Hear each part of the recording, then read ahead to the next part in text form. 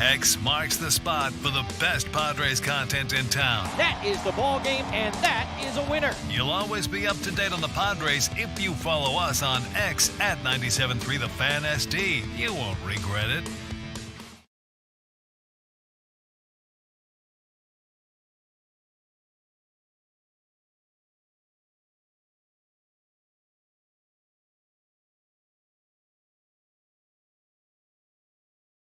San Diego, hitting the airwaves live in America's finest city.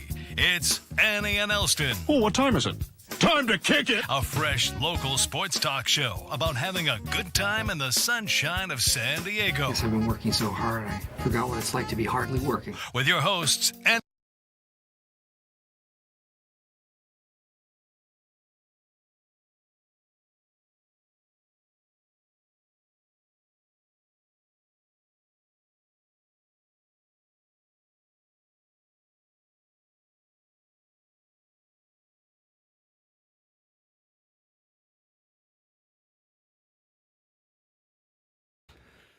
Great Thursday morning, San Diego. What is happening? Your San Diego Padres are in the division series.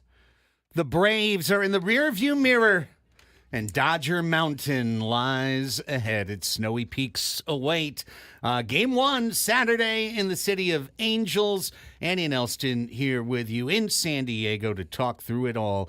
3 more hours of live local San Diego sports talk radio heading toward Gwen and Chris, and all of a sudden it's a Padres off day. No game today. They have earned themselves a true day off before a workout in L.A. tomorrow and Game 1 Saturday against the Dodgers. What's up, Annie?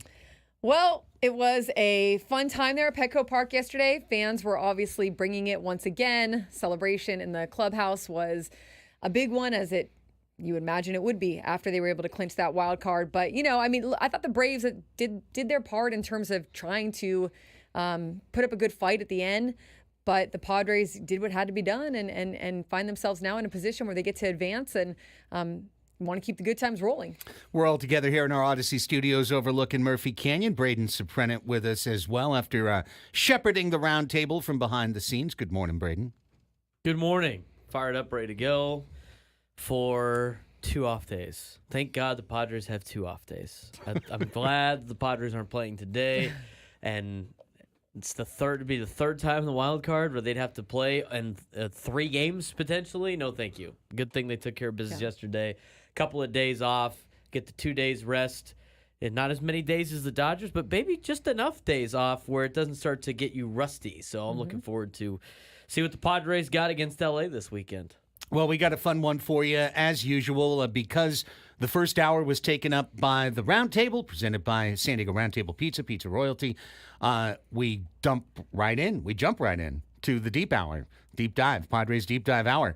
We are doing it right now. We'll get into yesterday's game, all the storylines that come through. We'll revisit some of what we discussed last hour in terms of options to move on from Joe Musgrove, unfortunately.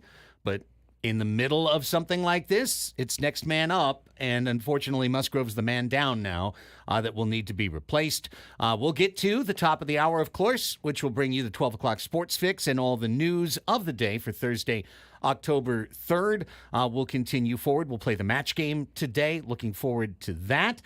Get somebody cake tickets for Saturday night. No cake tickets. No cake, no. Uh-oh. Aztec tickets against What? Hawaii Right. instead. Even better? Yes. San Diego State, Hawaii. Well, it's your choice. Depends on what's your cup of tea. If your cup of tea is gridiron, SDSU Hawaii. That sounds pretty good. Yeah, get out to Snapdragon. Yes. We're a sports station. I would imagine a lot of people probably like sports that listen to our station. I would think so, too. I would think so as well. So all of that coming up on the show. I think we'll get the phone lines involved a little bit as the program goes along, too, on a celebratory day here in San Diego. And I just would start right there. Nothing's promised. This was a best of 3, and the Atlanta Braves are a proud organization. They are a team that came into this year in all the power rankings as one of the 3 best teams in the National League, one of the 6 best teams in Major League Baseball. They took bummer injury strikes all year long, starting with Spencer Strider going down in the first month of the season, continuing to Ronald Acuna being lost for the remainder of the year, an absolute stunner to that team. Austin Riley battling back from a terrible start, and then he goes out for the year. And, of course, at the end, the hammer blow of the soon-to-be Cy Young Award winner Chris Sale being unavailable for them, not only in the last week of the season, but in the wild card round as well. So with all of that, that team was here. They were there to give you a problem. Both games were competitive. The Padres have advanced. Nothing was promised, so they have accomplished something sincere. Yes, I do think that it was ugly for the Braves and the Mets to play a doubleheader on Monday. I don't think that that was the best case scenario for either team. I understand the argument of, well, they should have won more games, but that typically is just not the case. I mean, MLB slots in an off day for a reason between the end of the season and the first day of the wild card. So the Braves endured a lot this season. I don't think will make excuses, but they had a ton of injuries. They still put up a good fight. They had the doubleheader on Monday. Kudos to the Padres for taking advantage and playing, again, their style of baseball and getting it done and clinching. They did everything they were supposed to do, give the Padres credit for all of that. And I think the Braves put up a good fight. I mean, I think you got nothing but respect for the Braves and what they've been able to do. And the Mets are still in it, So both teams having to fight that battle, and the Mets keep rolling here, and we'll see what happens tonight. A day that began with two lower seeds completing road sweeps in the American League, with the Tigers and Royals eliminating Houston and eliminating Baltimore, two of the best teams in the league. Then you saw the Brewers keep their series alive against New York and come from behind for a win there. And the first inning of last night's game certainly broadcast a very strong signal that things were going to be different on Wednesday night as well, as Atlanta hits Joe Musgrove's first pitch. Michael Harris down the line for a double. They get him around and in for a quick 1-0 lead. First lead for Atlanta in the series. And then Fried goes out there, a guy who had just come off a shutout, a pitcher who, like so many that we've seen, like sometimes will wobble in the first and then lock in. And sure enough, the Padres load the bases with nobody out for Manny, and Manny K's, and Jackson grounds into a force out at home, and Xander grounds out, and the inning goes up in smoke. And I'm sure there were a lot of people watching going, uh-oh, this is about the worst first inning we could have. It turned out to really be a false signal in the game overall, because until Joe left, he immediately locked down. And then, of course, the Padres knock Fried out just 1 inning later. Yeah, and the Padres did a great job in that second inning. Manny said after the game, after Fried got him in the first inning, that he wanted it. He wanted it for sure. Manny wanted it. He said, look, Fried got me the first time around, made some quality pitches, challenged me with the last one. So I wanted that next one, and I went up there and I got ready for it and made him pay for it.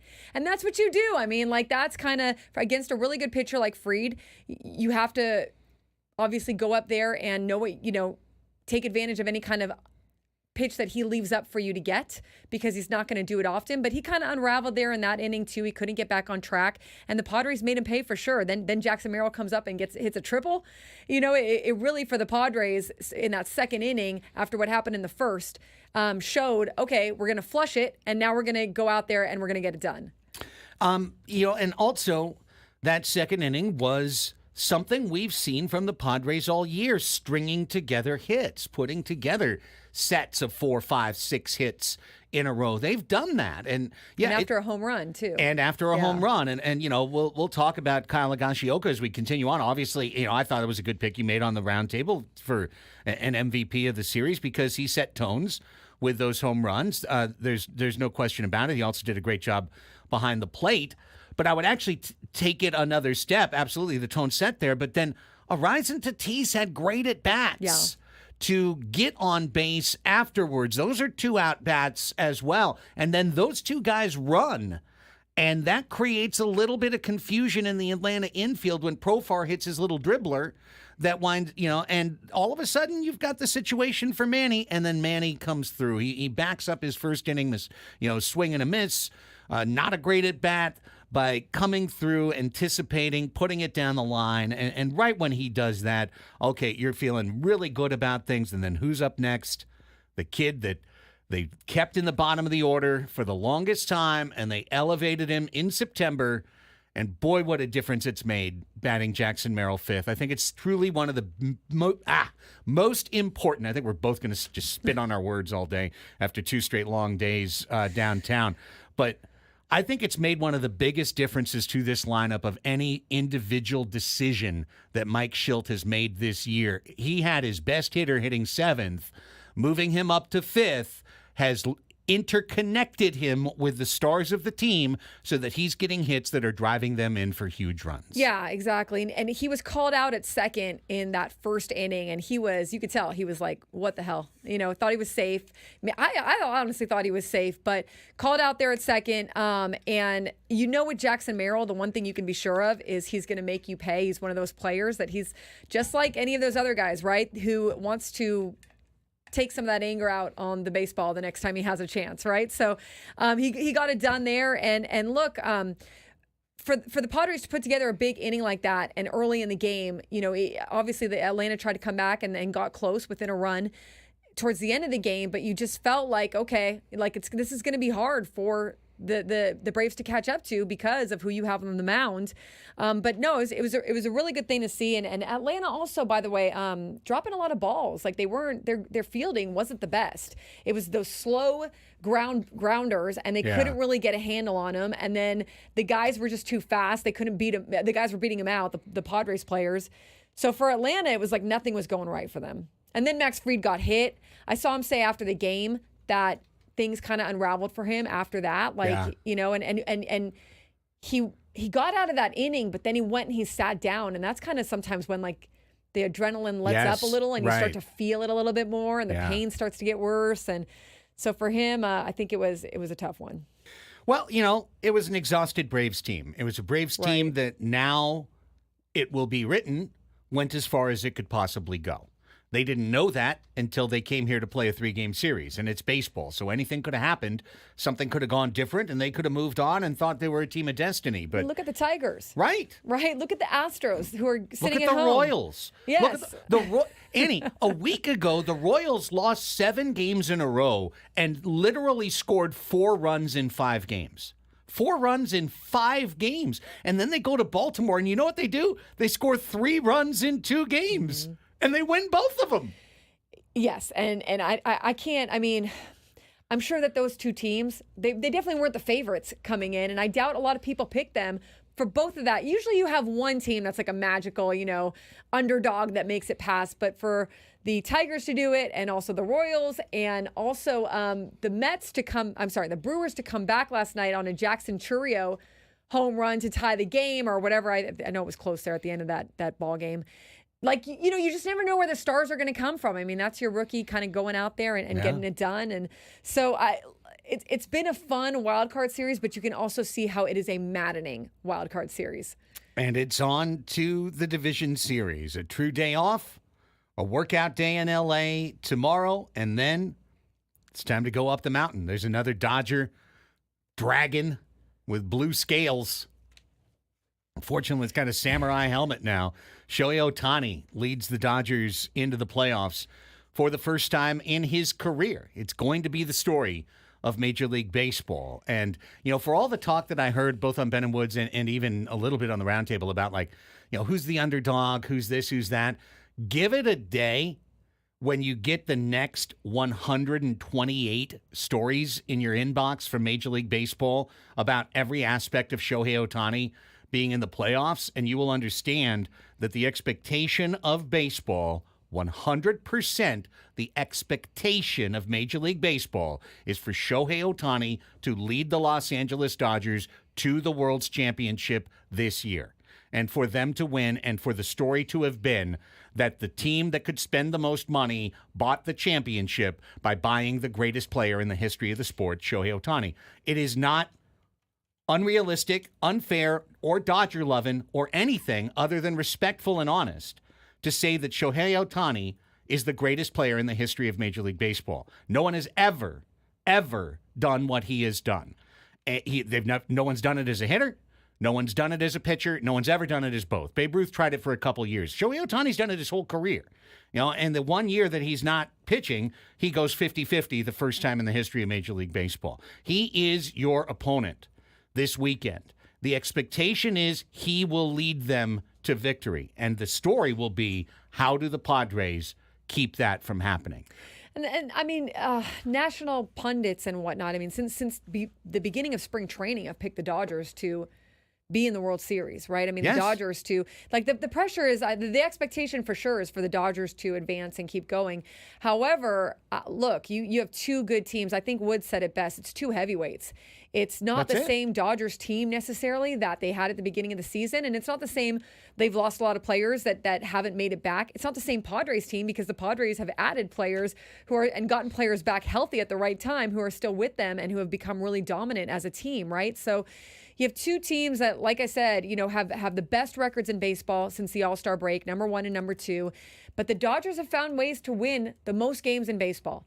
And you have to give them, you have to acknowledge that's they found a way to do it, And so you can't look, I don't think anyone's looking past them, but you can't, you definitely can't look at them as not a respectable and formidable opponent here. They're definitely going to make this series hard, and whoever wins, whoever advances is going to have to earn it. You're going to have to earn it on this series. Well, okay, I said that. All right, I'm giving him his respect. I'm giving the man his respect. He deserves his respect. But now I'm going to remind you of something that Shohei Ohtani said to his teammates on Samurai Japan when they got ready to face Team USA, the United States, all the best players in Major League Baseball from the greatest nation for baseball in the world. And he said to his teammates, we respect those guys out there, but we need to understand that we can beat them. It's not a matter of respecting them and holding up to a high pedestal that we can't climb up to. We can beat them. And the Padres absolutely can beat the Dodgers over the course of the next week. They can do it. They've got the team to do it. They've got every aspect of the team. This is the best Padres team I've seen in my lifetime. And they have played at the highest level for the last 3 months that I could even imagine. So everything is out there for both teams, and that's what's going to make this a nerve-wracking, thrilling, and ultimately memorable week.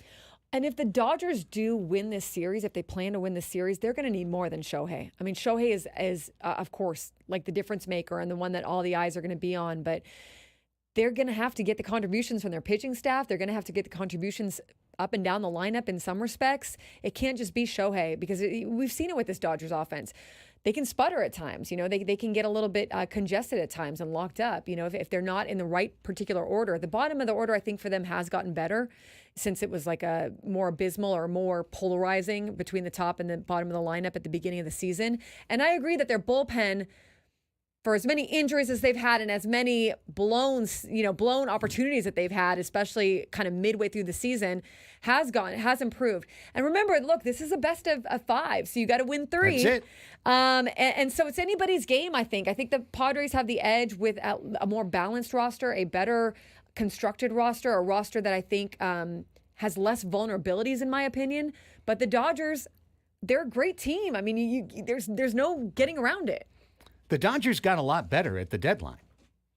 Tommy Edman really changes their team. He changes it significantly. For a long time this summer, the Dodgers were rolling out a 6, 7, 8, 9 that were pretty darn nondescript. Jason Hayward was the best guy out of the last 4 guys in their lineup.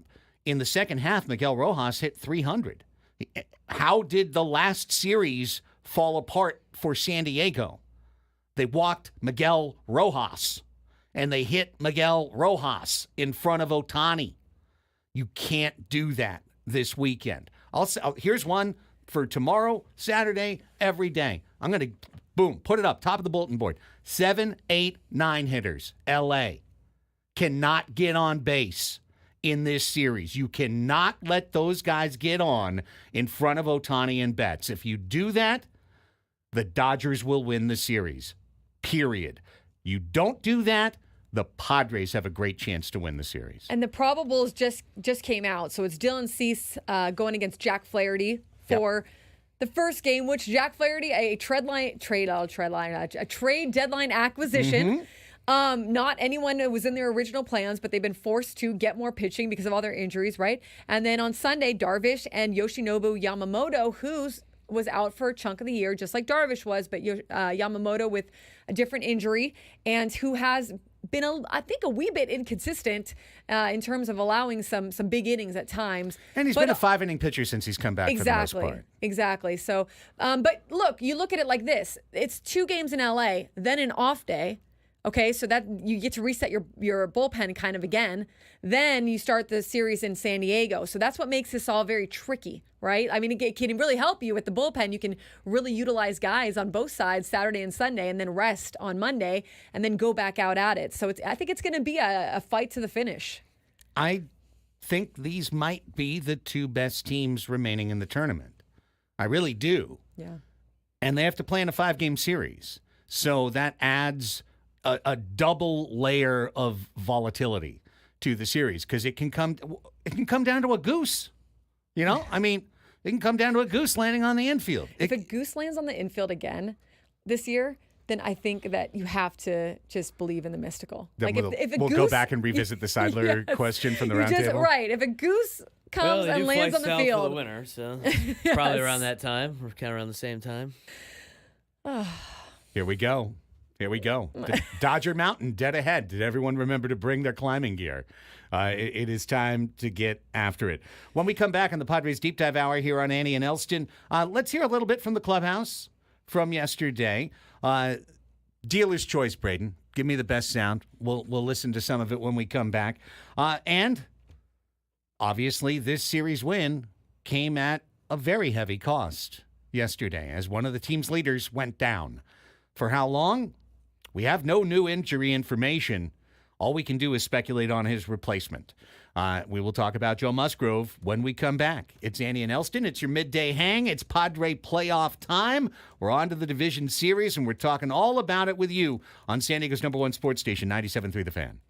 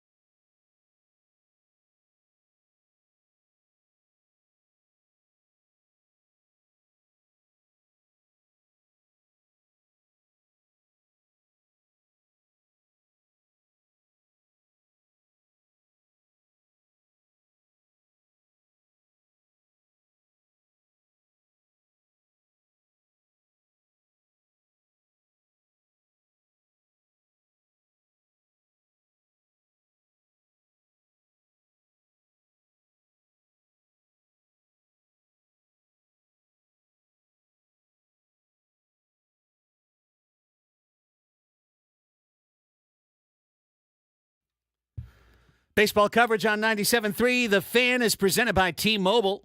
Head to T-Mobile.com and get a great deal on an iPhone 16 Pro. The Padres have advanced in the playoffs. And does it feel weird to celebrate winning 2 games? Yes, it feels weird to celebrate winning 2 games in that it's not what baseball used to be for a lot of us growing up, where a 5-game series was the shortest series. Just feels so sudden. You know, it's like the playoffs are here. Okay, but we're moving on in the playoffs. It's just so fast. Yeah. And I mean, again, I think you celebrate anytime you clinch any of these because you don't know if you're going to get another one and you don't know what player it's their last one. And you want to celebrate all the hard work that's gone into that. But I do like what Jackson Merrill said. And I think you were probably driving in and he said, you don't get a trophy for winning the wild card. In fact, you get nothing for winning a wild card. Yes. So, you know, we got to we have more things to do. We need to keep it moving here, and we have more to do. And I think that is the attitude you absolutely have to have. Speaking of which, But could you imagine if the Padres just slapped hands like a normal Tuesday night? that'd be amazing. Oh, that'd be that kind of kinda amazing. would've Actually. been badass That would have in been kind some of ways. badass Yeah. if they're just like, yeah, we're expected to win this, and then, you know, they decided not to do the party. I think it's probably encouraged by Major League Baseball because the Royals and the Tigers did it. And I'm sure whoever wins this Brewers-Mets game is going to lose their mind. And I think it was the Mets that didn't do it last. Someone didn't do it last year and then never had a chance to do it again. Like they decided to skip it, and I forget what the scenario was. But See, and then they didn't get a chance to do it again. That's another mojo Yeah. thing. That was 22. Was it Craig 22? would It was, freak out because they about. made the wild card, but they didn't win the division because they blew the lead to the Okay, Braves. yeah. And so they were like, never mind celebrating this. We feel like we lost. We'll celebrate after we beat the Padres. And then they Padres didn't beat the And then Padres. they didn't, and so they never had a celebration. Which, See? look, Right. I mean, the world goes on, right? But I give think and that you take. do it when you can, yeah. They giving him the gear though was kind of interesting. It was like, what do you get? You get a wild card champ shirt? What were the shirts? Yeah. Like the lids they gave him just looked like normal Padre lids. They just had their snapbacks. It was just interesting to me. I can hear players' wives saying, one shirt in, one shirt out. You know, can't keep all these shirts. Oh man, Well, yeah, and then they're showing up too. I mean, the wives are doing a great job as always, showing up in their coordinated playoff gear. So that was cool with the looking COVID fresh. year. Their little family section they Yeah. had in the suites with all the families and their coordinated stuff. Yeah, when there was no. and the kids have it on. yeah, all the and- kids are there Right. because nobody else is allowed at the game but them. It was pretty funny. Well, last night, down in the clubhouse, our Tony Gwynn Jr. was collecting post-game interviews and sound. You heard it all live on 97.3 The Fan last night. And speaking of the kid, here is his conversation with Jackson Merrill after the win. I'm here with the kid, Jackson Merrill. I mean, at this point, nothing you do seems to surprise us. You seem to step up to every moment that's there for you. Just talk about playing in your first postseason and balling at the same time. I mean, when fans come to watch you, I feel like that's a sign you got to do as best you can. You know, you got to get it all out for them, and we got an amazing crowd here every single time. I got to ask you a little bit about your defense in center field, because at least from up top, I've noticed the last month your route running is getting crispier and cleaner. Are you finally starting to feel comfortable patrolling center field? I was, and then when our crowd is at the top of their lungs in the ninth and I can't hear the sound, I'm like, all right, damn. Because I thought that was a chopper. I thought he like hit it in the ground and went straight up, and then I was like, oh no, I gotta go get this. But you know, as soon as I see it, it's in the air, it's gotta be mine, you know? I gotta go get it.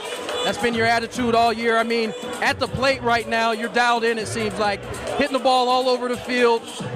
This was not an easy matchup in terms of the pitching you guys saw, but once again, this lineup 1 through 9, it's deep. Just talk about having those type of guys in front of and behind you. Yeah, I mean, we only had one in one inning with 5 runs, so it was cool to the 2-out knocks just pile up, pass the baton and just try and get a run across every single time. So when we're not trying to do too much, that's when we're at our best.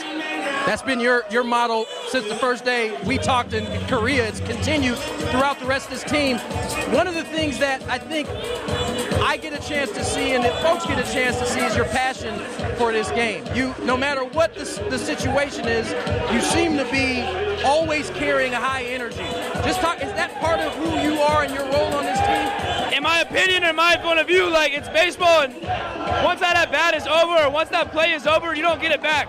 So you got to give 100% at every single play, every single pitch you see, all of it. You got to lock it in, you know? That's how you got to play the game, and if you're not locked in, then you shouldn't be playing it. Big matchup coming up. Yeah.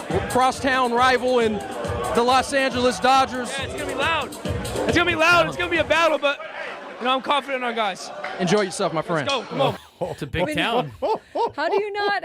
But like, how do you not just like get amped up listening to that? Oh, my he doesn't even Lord. try. It's just that is how he talks all the time. Guys always locked in. Oh, someone put a nickel in Jackson. That was He said fun. also, I mean, he at the end of the interview, and obviously a separate interview that I had from Tony, but he was like, I love baseball. I put aside a lot of stuff for baseball. I want to be with the Padres forever. I just like, but it doesn't matter any field, any team. But it was like the cutest thing. I mean, he does love it, and it's so sincere and it's so genuine, and he's fun. I mean, what you see him, you hear him. It's like it's nothing like you've heard before, really. You know, I've given you my fan fiction, right, about AJ driving Jackson over to those instructional games that they watched in Arizona on his one day off, and that the topic of the conversation in that drive to Instructs was maybe a contract extension, maybe a long-term stay in San Diego forever type deal. And then a week later, with a couple pops in him and the rush of celebration, he says, I want to be a Padre forever. I'm just trying to stitch this together, San Diego fans. Just trying to stitch this tapestry together here. He also, when he was asked about the Dodgers, he's like, I've said it multiple times. It's a team. They're a baseball team.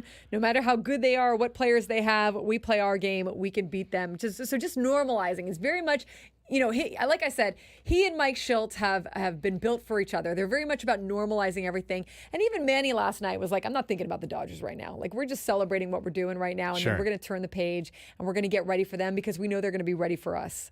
And that's it. I mean, listen, you're going to hear it all, today, tomorrow. We're leading up, we're the pre-game show, I believe, for Saturday evening. Sound like an air horn.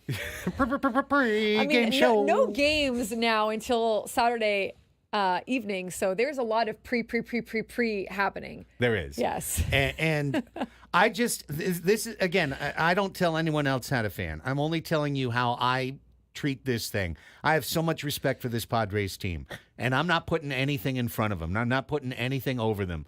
And I don't believe that they have any stitch in them to anger the baseball gods. So with that, you approach your opponent with respect. You don't demean them. You don't say, oh, forget it, we got them. Because they're a great team. They won the most games in the big leagues. They're supposed to win the series. They're at home. They've earned it. They earned the division. And if we were in that position, I would say the same thing. Padres are at home. They earned it. They won the division. They're supposed to win the series. They're the favorites. LA is the favorite in the series by the nature of they're the number one seed in the entire tournament. They have home field through the World Series. Can the Padres beat them? 100%. The Padres can beat them. Can the Dodgers beat us? Yes, they could beat us. This is a best-of-5 series. Anything could happen, but I exalt our team. I think our team is where it's at. It's one of the favorite baseball teams I've seen my entire life. And if it's going to finish up and get to the promised land, that promised land goes right through Los Angeles. So let's see what happens. Let's see what happens in game one. I'll put our team up against them, and I think we've seen in 13 games this year, the Padres play some dang good games against L.A. I've seen some tough losses against L.A., and I've seen a lot of games that went right down to the wire. And that's what I expect is 3, 4, or 5 games that go right down to the wire between San Diego and LA. I think, too, when you look at this clubhouse, they respect the opponent, but they're also not afraid of the opponent. You know what I mean? Like, there's a healthy respect, but there's also like, we're not coming in here with our heads down and like, we're coming in here, we're ready to fight, and we believe in each other and we believe in our team. And I think that that's like just what's kind of carried them a little bit, especially in that second half. Now, Joe Musgrove left in the 4th inning, and it deteriorated very quickly. When we come back, we'll hear what Joe had to say. You've probably heard it this morning, but we'll play it again from the clubhouse, and then we'll kind of extrapolate from that to what the Padres are likely to do, because they're going to have to make a decision by Saturday morning on whether or not Joe, first off, is available for anything between here and next Friday. And then beyond that, who knows what's left? Nothing's promised in the postseason. So we'll talk about Joe Musgrove when we return. It's your Padres Deep Dive Hour, Annie and Elsten, on San Diego's #1 sports station, 97.3 The Fan.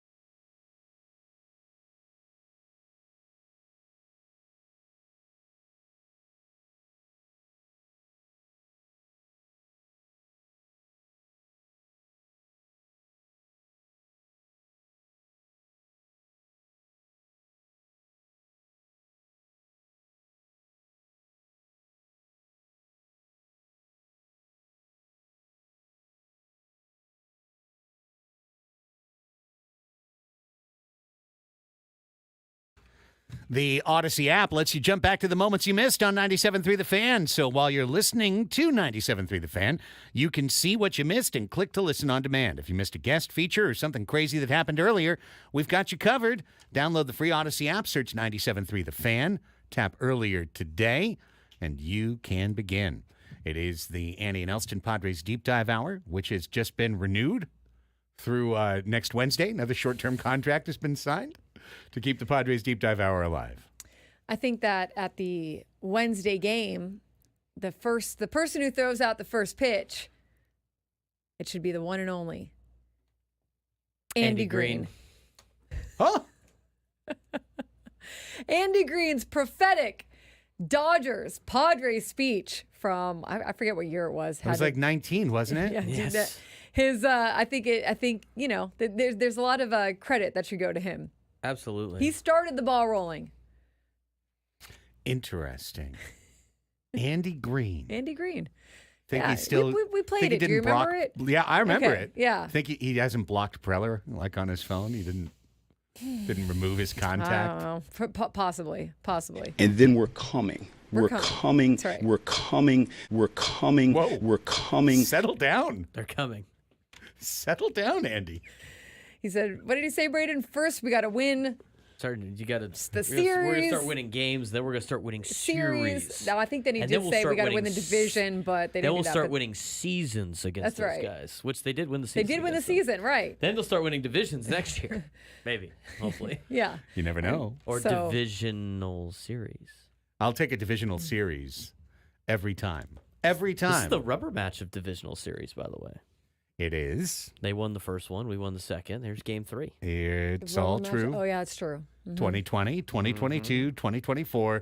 That's why when Woodsy on the roundtable said Ollie Frazier, because this is Ollie Frazier 3. Round 3. You know, this is it. This is the third one. And each time, LA comes in with their structural advantages. But once again, the Padres now have raised their game to that postseason level. The Dodgers kind of spend the whole year at that level.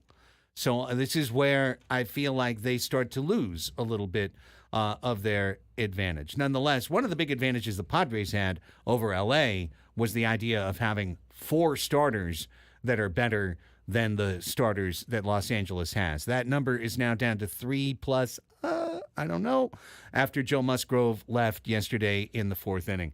We're going to play you Joe Musgrove's sound. I just want to give a quick shout out to my buddy John Gennaro, who called me yesterday afternoon as I was driving home from work. In an eerie prelude, they were doing work on the eastbound 8 yesterday, and I was slowed to a crawl.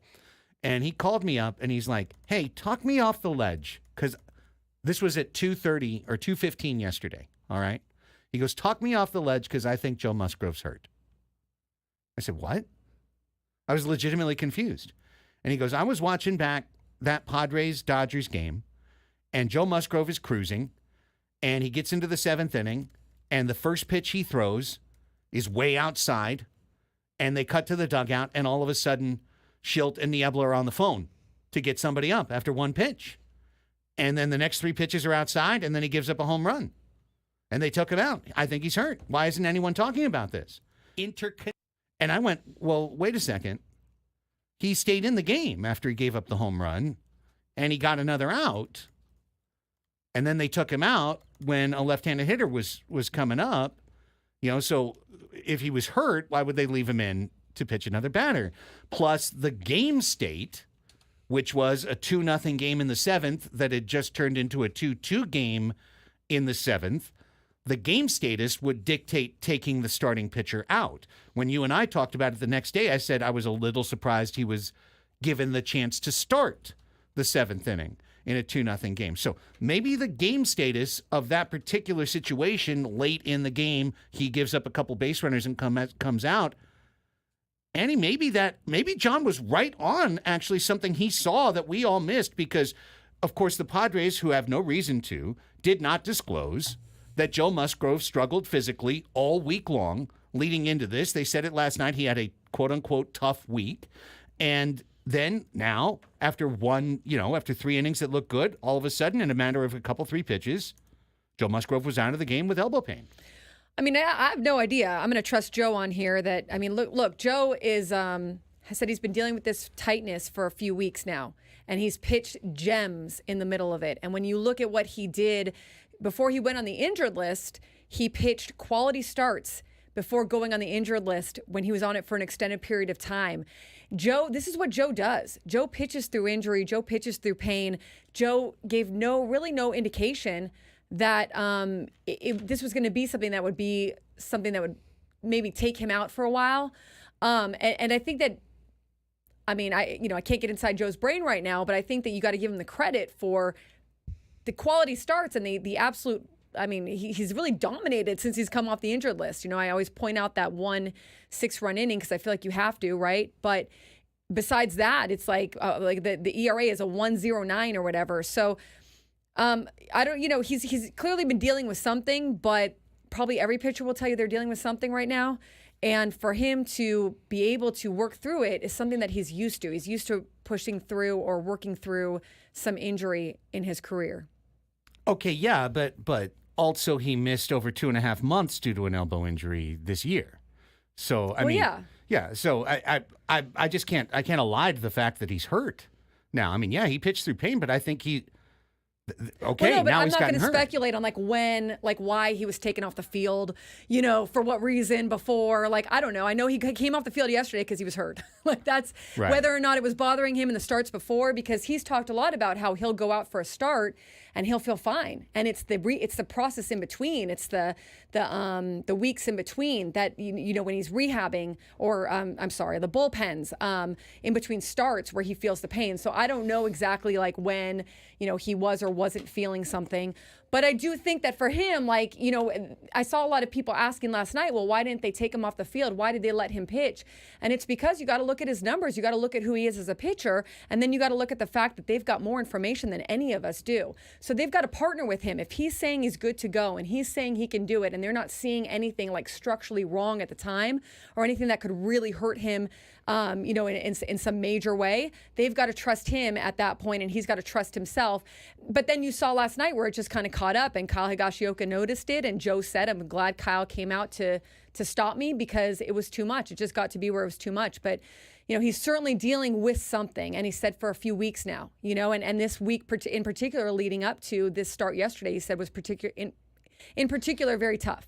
If this was any other pitcher that isn't someone that is close to us as a San Diegan and as a San Diego Padre, we would be saying that this pitcher is dealing with something very significant. Yeah, I don't think he's going to come back. I mean, look, Joe, Joe's amazing. And could Joe come back this year? Absolutely. But just as reasonable of a thought is he's probably not pitching again in 2024. I think that's the direction you have to go as the Padres, because we're in the middle of it's wartime now. You know what I mean? It's playoff time. Yeah. There's no time to wait. There's no time to give anyone the benefit of any doubt. There's no doubt. I mean, well, he's going to get an MRI. They'll take a look, sure. I mean, of course, he's in pain, and his velocity went down, 10 miles an hour on his pitches, and he can't pitch like that, and he knows that. So there's probably this might be for him. It might be the end, but he did tell people last night he thought he could come back, and I'm not going to take that away from him until he says, or the team says that he can't. Absolutely. We'll find out. But I think the point I'm trying to make is they knew stuff all week that they didn't tell anybody. They don't have any need, or, they're not obligated to tell anybody. Joe doesn't have to come out on his press conference yesterday and go, by the way, all week long my elbows hurt. He is under absolutely no obligation. But when they say in retrospect, when they do let that slip, in retrospect, that he had a tight elbow Joe all let week. it slip. Joe told me last night in the clubhouse. He said, I've been dealing with it for weeks now, a little tightness, and I've also had a tough week leading into this start. But then he goes out and he retires nine hitters before feeling he had that leadoff double. But then, he went on a stretch there where it's that's who Joe is. He will have the pain or the injury or whatever, and then he'll go out and he'll give you a quality start. And it's you have to kind of balance that with okay, well, the team has to listen to Joe and listen to kind of trust what he's feeling and doing. But they got to a point last night clearly where he couldn't keep going. Yeah, and again, in anything but a playoff situation, the team would shut the pitcher down, and probably, who knows what's next. He's going to a doctor today. Yeah, he's going to get an MRI today. So yeah. there could be an announcement of something much, much worse than this tomorrow. We don't know. Joe doesn't know necessarily, but the Padres must now plan a future this week, which is all that's promised to us without Joe Musgrove. For sure. You've got to make those contingency plans, and I think that they do feel confident about the fact that they've built a pretty darn good pitching staff. Losing Joe is a blow, but I think even Joe would say, but you've got all these other great pitchers around me. They can withstand this. So. It's going to be a little creative, right? You're going to have to be a little creative, especially if these series go long and they go to a fifth game.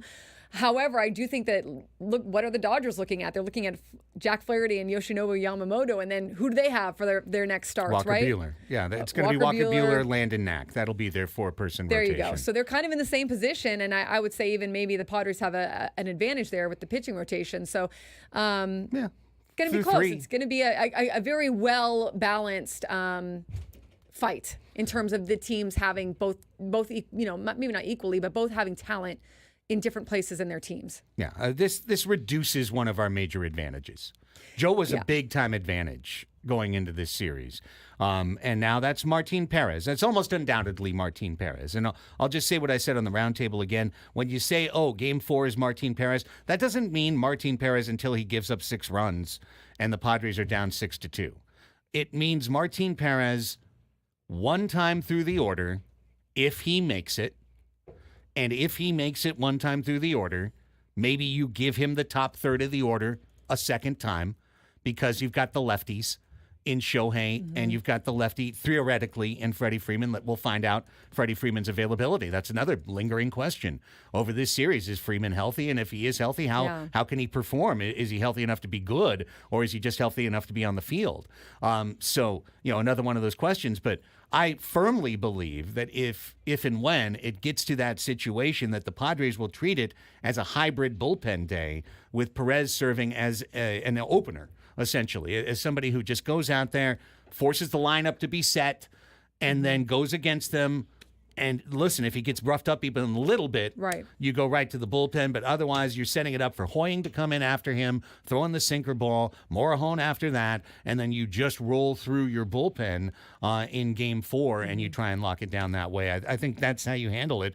And honestly, I think that's how you'd handle it in future series. Would you be able to get there too? And don't sleep on Martin Perez. I know he's let up some runs recently, gone maybe 4 innings or so and let up some runs, but he's also had some really good starts, and the Dodgers lineup is a nasty lineup. It's not going to be forgiving on any pitcher, but I don't think it's a horrible situation. Like, I think that they have as good an opportunity to work through it as anybody.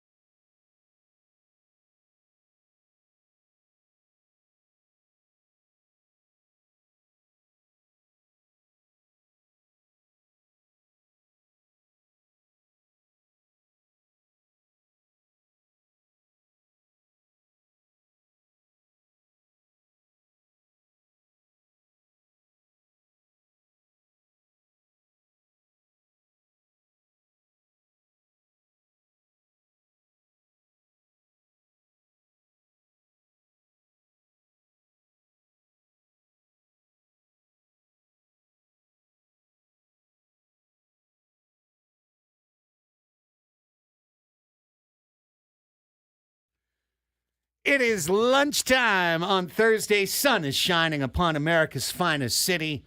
And Annie and Elsten are back with you for the second hour of our show today. Just wanted to prove to everybody it was 12.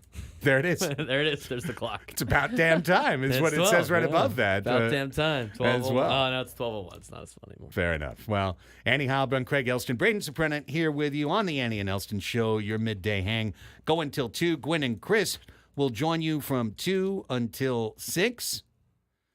Thursday night football today, Braden, actually? We do. We have Thursday. Let me check Okay, so 5:20 then for Thursday night football. Let's see the official station schedule. Annie does not have a printout of that one.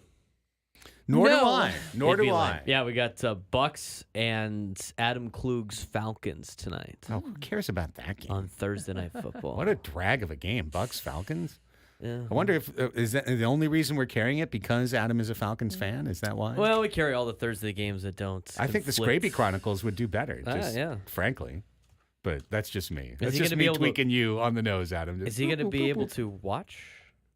It's a Jewish holiday today. That's why he's not here. What is it? Today's Rosh Hashanah? Mm-hmm. I don't know. I could not tell you what that holiday is. I'm sure Adam could, but that is why he was off today. Okay. Well, it's a Jewish holiday. We're here, and now you're here with us. So it's time to give you all the news of the day, as we do every day at 12 o'clock on The Fix.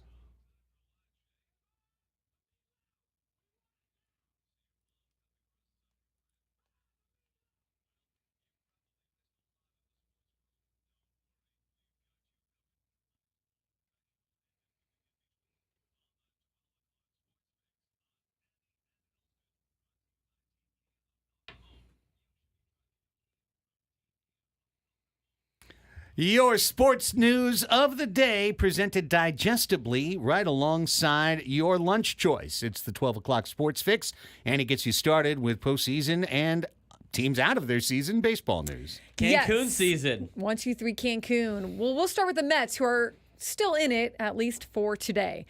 Right-hander Paul Blackburn is going to miss the remainder of the season due to a back ailment that has involved tightness and leaking spinal fluid. Never a good thing. No, that's not fun. Yeah. Bad. Blackburn said in September that he had gotten roughly 10 platelet-rich plasma injections and that he was targeting a return late in the regular season, but the issue has not gone away, resulting in him being shut down for the year. It was a frustrating season for Justin Verlander, but he doesn't plan on it being his last. He told reporters that he plans on pitching again in 2025. He said, quote, "I think I do feel like I have a lot more to give pitching-wise. This year was a tough year, but I learned a lot from it."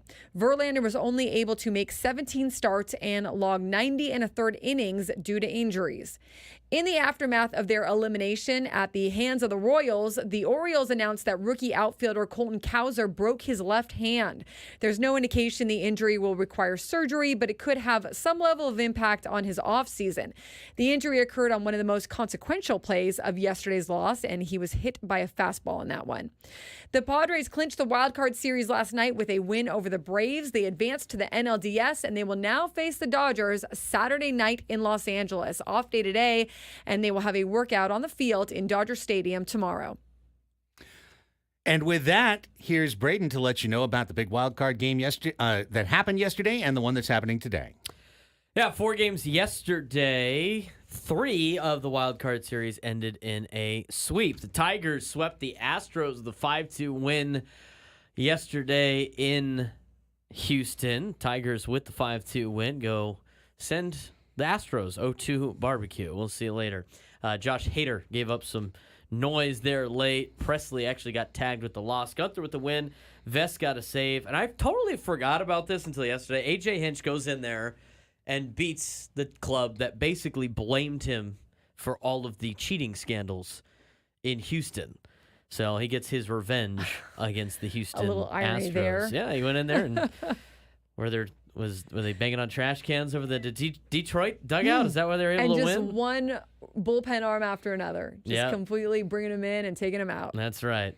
Royals doubled up the Orioles 2-1. Orioles scored 1 run in 2 wild card games. That is a tough 0-2 barbecue for a team that has so much promise over there in the American League. With the Orioles losing, by the way, the American League East has lost 9 straight playoff games. Wow. They're 0-9 in their last 9. What kind of division they got over there? What's the matter with your division over What's there? going Hey, on what's the that matter with your division? division over there? You can't win a ball game over there. Hey, you know what? If the White Sox play that division, I bet you they'd have more wins. The way this thing's playing out. Absolutely. Might win the division. Central, Loses. American League Central, that including myself. I mean, if they didn't play the White Sox, these teams would probably not even be in the postseason. All three of them are still alive. Royals, Tigers, and Guardians. Oh, my. American League Central taking on the American League East, the only teams left in the American League. They will resume play on Saturday. If the Yankees 0-3 out, that would be legitimately funny. 1, 2, 3, Cancun. Oh. 2, Yes. 3. Oh, man, 1, 2, that'd be 3 great. Cancun. All American League Central, American League Championship Series. It's hilarious. That'd be The great. games nobody ever watches. Oh, I know. Right. MLB Royals, would love Tigers. that. MLB still crossing their fingers for Dodgers and Yankees. Build a Yes. platform out of that, Rob Manfred. Yeah, well, there it's you your go. ALCS now. What are you going to do? Here's your hunk of metal. National League wild card. I was glad this game happened. As we were making fun of Craig yesterday for start time curses, I was knowing, I'm like, one of these games is going to go 3. One of these series is going to go 3 games. Please tell me it's the Brewers over the Mets. After the 2 American League games went 0-2 barbecue, the Mets had a lead, lost the lead. Big comeback for the Brewers. They put up 3 runs in the bottom half of the 8th inning and beat the Mets 5-3. Not very good for former Padres relievers yesterday. Josh Hader gave up the bases-clearing double. Phil Maton got tagged Yeah, he did. in the 8th inning. Brewers win 5-3, and they force Game 3 today in Milwaukee. Padres win 5-4, as we've talked about all afternoon, or all early morning and afternoon. Just really all day. We're going to talk about it. Jose Quintana will get the Right. start for the New York Mets. He will be going against Tobias Myers of the Milwaukee Brewers. Winner-take-all on ESPN. That game will get underway at 4:08 p.m. Pacific time. Winner of that series will fly to Philadelphia to take on the Phillies. We do have game times for the divisional round. Tigers and Guardians will start in the morning. It'll be the first game of the day on Saturday. That will be a 10:08 a.m. Pacific time game. Bybee will start for Cleveland. Detroit has not announced a starter yet. The winner of Milwaukee and New York will take on Philadelphia at 1:08 p.m. Pacific time on Saturday. Zach Wheeler will start for Philly. Obviously not an announced starter for Milwaukee/New York. Royals and Yankees will be a 3:38 start on the West Coast. It will be former Padre Michael Wacha going against Garrett Cole of the New York Yankees. That game will be on TBS. And then on Fox Sports 1 to finish up the nightcap, Padres and Dodgers, 5:38, Dylan Cease and Jack Flaherty. That's Did a look you at the see MLB scoreboard. They announced the announcer pairings. I I did get the not see this. broadcaster one. Who do we got? Joe Davis? We got Joe Davis. Are you surprised? We got Joe Davis and John Smoltz. Is Fox going to fly Joe Davis somewhere else when he lives in Los Angeles? So we get the Dodgers announcer to announce the Dodgers I series. don't really have anything against Joe Davis. I know a lot of people do, but I don't think that's the problem I have. He's a Dodgers announcer. Like, bring in someone who is not an announcer. Who's If you're doing doing the, it this way, do it someone who's not an announcer for either team. Who's doing the Phillies game? Adam Amin. Yeah. Well, And listen, and Adam Amin had the Padres-Dodgers one last time, He didn't did. he? Yeah. so I completely agree with you, Annie, and not to editorialize. I think Joe Davis is actually an excellent play-by-play Yeah, I have nothing announcer against who him. has established his national credentials. He does NFL football. He does big-time college football as well. Joe Davis is a rising star in the industry. He has also got one of the most plum jobs in the history of the universe, which is LA Dodgers play-by-play announcer. It's one of the most exalted jobs, literally, in the history of the industry.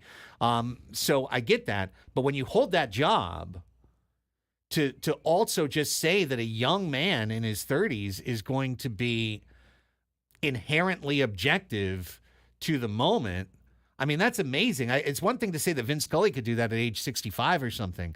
And again, I'm not impugning Joe Davis. I just think from a network standpoint, it's more fair to everybody to have him do the other side of the set. I mean, he just knows more about the Dodgers than he does the Padres. So you're going to use some of that. Of course, he's doing play-by-play, so you just want to call the game. But, you infuse a little storytelling, a little this or that, a little nugget here and there.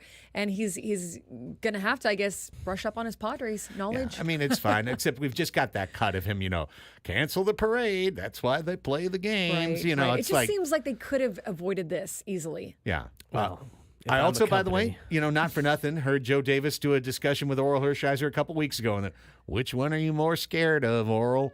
And the answer was the Padres. They were all scared of the Padres. Well, you can absolutely tune in to 97.3 The Fan for Tony Gwynn Jr. and Jesse Agler and get that perspective all postseason long. Yes. What network is this on then? It's on Fox Sports 1. Fox Sports 1. So he's a Fox guy, right? Because he does NFL for Fox as well. He's a Fox guy. I'm sure it's a money saver for them. I was it's gonna like, say, why maybe, fly him to Philly when he's already there in Los Angeles and he was going to do one of the two games anyway? Right. So I know why. It's just annoying. I get it.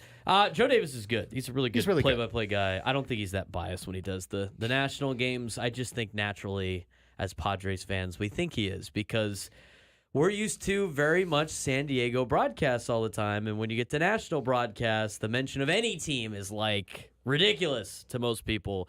The thing where I do have a problem with Joe Davis has gotten really corny in Los Angeles. Because when he was not with L.A., when he was doing college football, he was great. And then he's gotten a little overzealous sometimes. But the thing is, maybe the Dodgers told him to do that.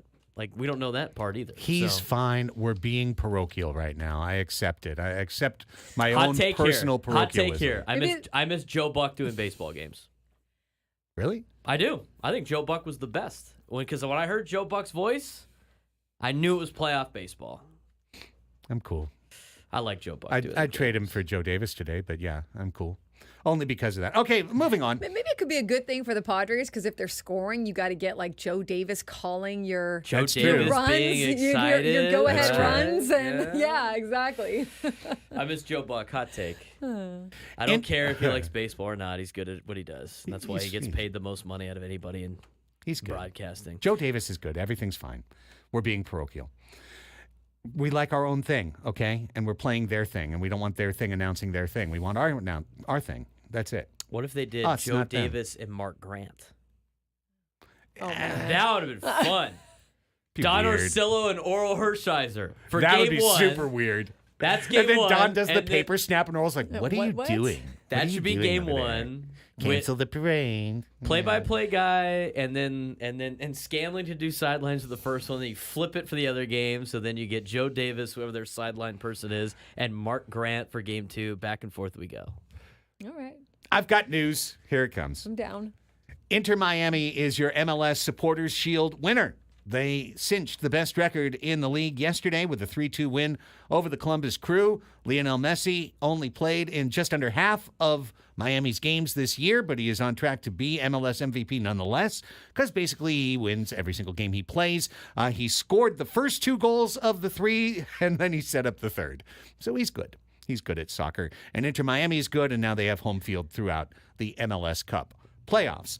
New U.S. men's national team head coach Mauricio Pochettino released his first roster for national team friendlies this month to be played against Panama and Mexico. Only real notable change from a Berhalter or a Mikey Varas roster, the return of goalkeeper Zach Steffen, who was a stalwart of the 2022 team and then fell out of favor with previous head coach Greg Berhalter, hadn't been selected either of the last 2 years. NBA, of course, preseason about to get underway. Contracts getting inked to just lock some things up. Clippers have signed up one of their top role players, Terrence Mann, to a 3-year, $47 million contract extension. Mann sometimes starts, regularly comes off the bench, but is usually within the top 8 of the Clippers' rotation. Women's basketball continues to expand. Everyone's watching women's sports, and now women's basketball has created a new avenue by which the WNBA superstars don't need to go play overseas in Europe during the offseason of their league. It is a brand new 3-on-3 league, which is called Unrivaled Basketball. It will begin in January of next year, and already 25 of the top WNBA stars have signed up to play in the league, including Caitlin Clark, including Angel Reese. Yesterday, Brittany Griner, of course, one of the great veteran players in women's basketball, signed up. So unrivaled basketball starting January 2025, and this is really big for women's basketball because those players, and even the very best players in the world, they play in the WNBA for the summer 3 months, and then they don't have a salary for 9 months. And so many of them would go play in Greece, in Spain, in Turkey. They just dot the world and never be able to live at home, set their family, set their culture. So hopefully this kicks off and does really well, unrivaled.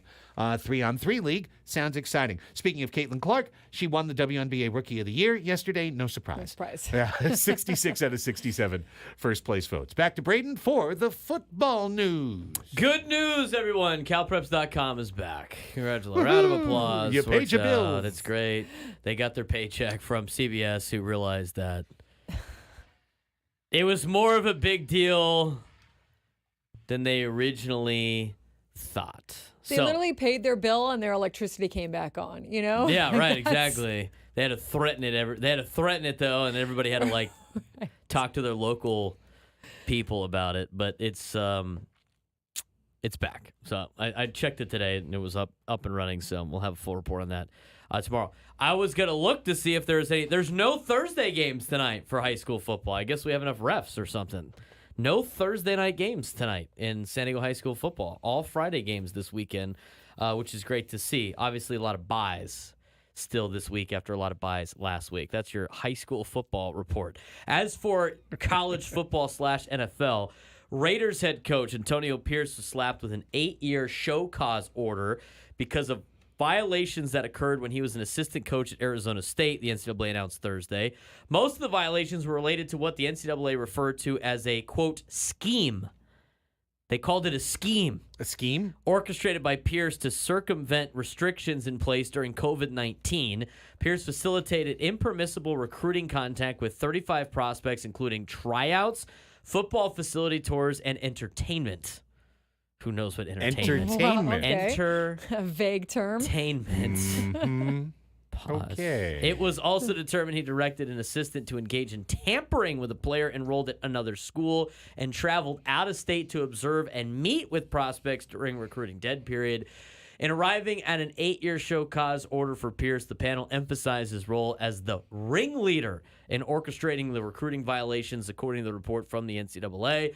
In the event, Pierce is hired by an NCAA school during the show cause order, which runs until October 2nd, 2032. Ooh, wow. He would be suspended for the first football season and would be allowed no contact with any program's coaches or players during that period. During the investigation, Pierce provided false or misleading information and was unwilling to provide his financial records, according to the report. One Arizona State staff member told the NCAA that Pierce did not fear the potential consequences for NCAA violations due to the financial security provided by his self-proclaimed wealth.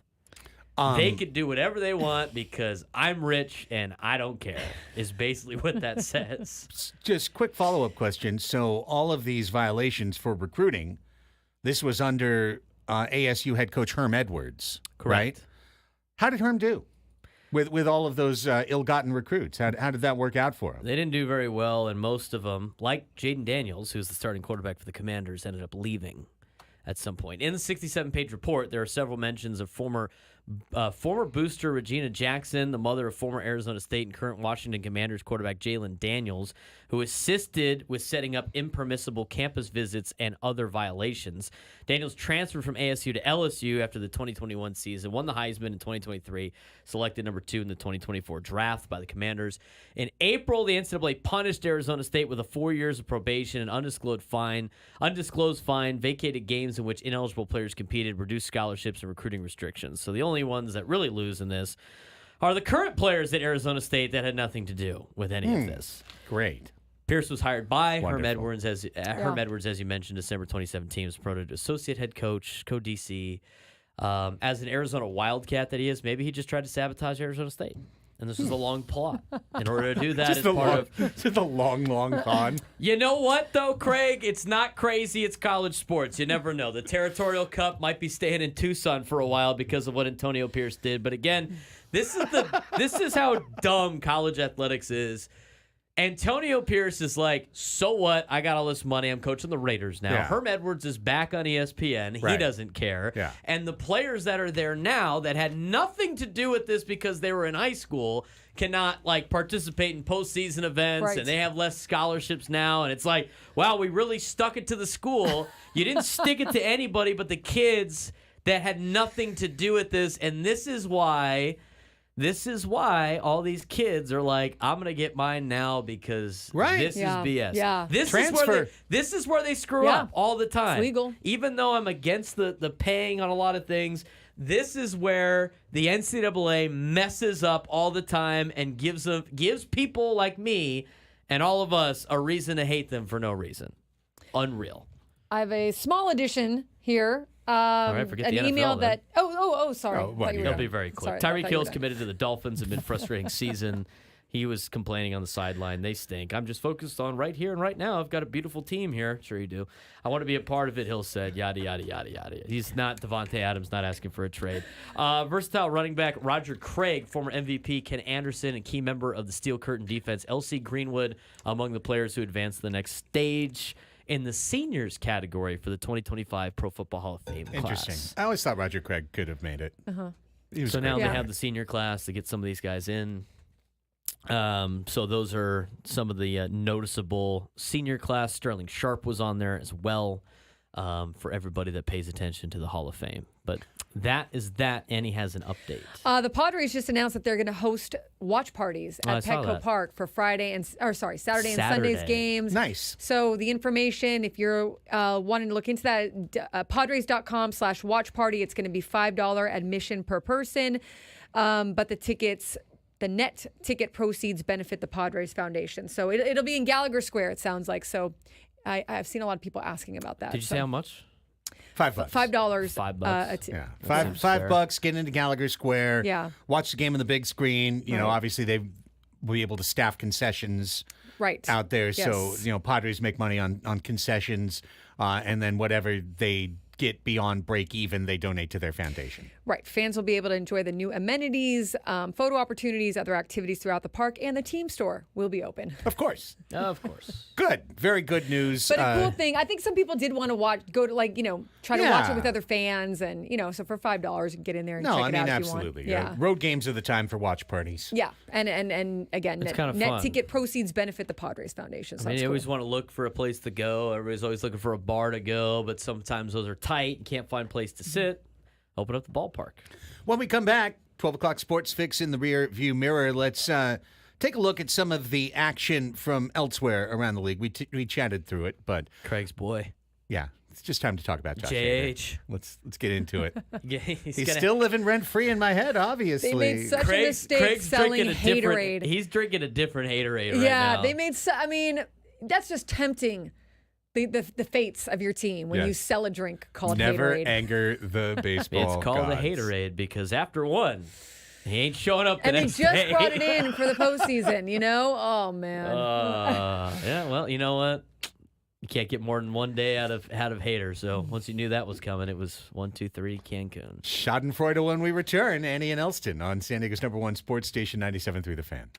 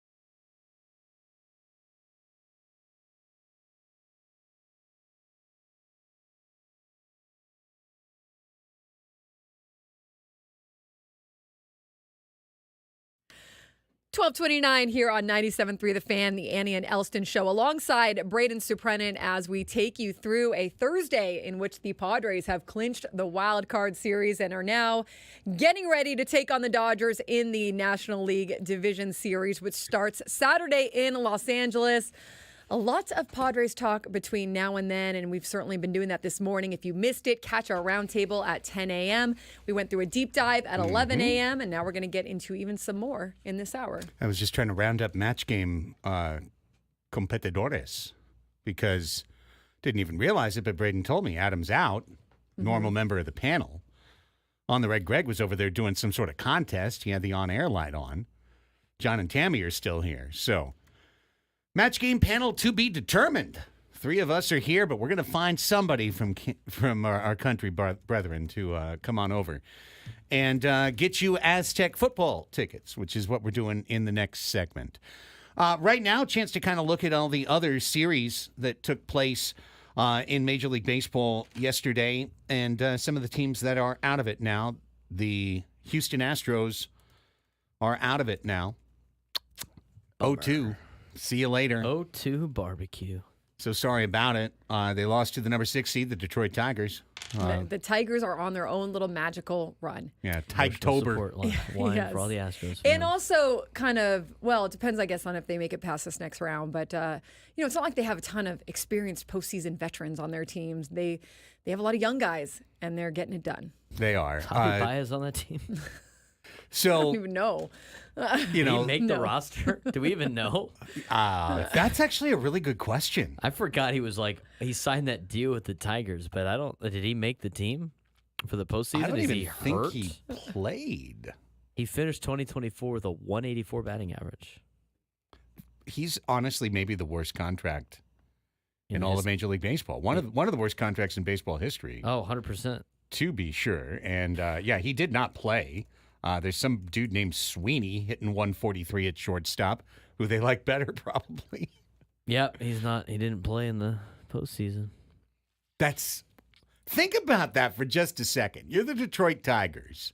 You've got this onerous contract on your books that's causing you to not make other moves because you're paying so much money to Javi Baez. Mm-hmm. You trade away your number 2 starter at the deadline, indicating that the white flag is flying.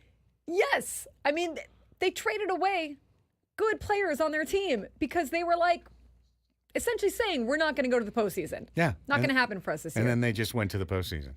They pulled their owner in, and they've got the Little Caesar. Their owner must be part of the Little Caesars empire, right? Yeah. Or something, right? But they pulled their owner into a celebration at the end of, I think, when they clinched the postseason and just regaled him with, beer and champagne and everything and put him in the middle of the circle and you've got to look at this team right now as the way kind of you look at these underdog teams, right? They got a little bit of magic going. Here's their payroll. Their payroll this year is $104 million. $25 million is to Javi Baez. $14 million is to Kenta Maeda. Colt Keith is getting $2.8 million, and Casey Mize is getting $830,000.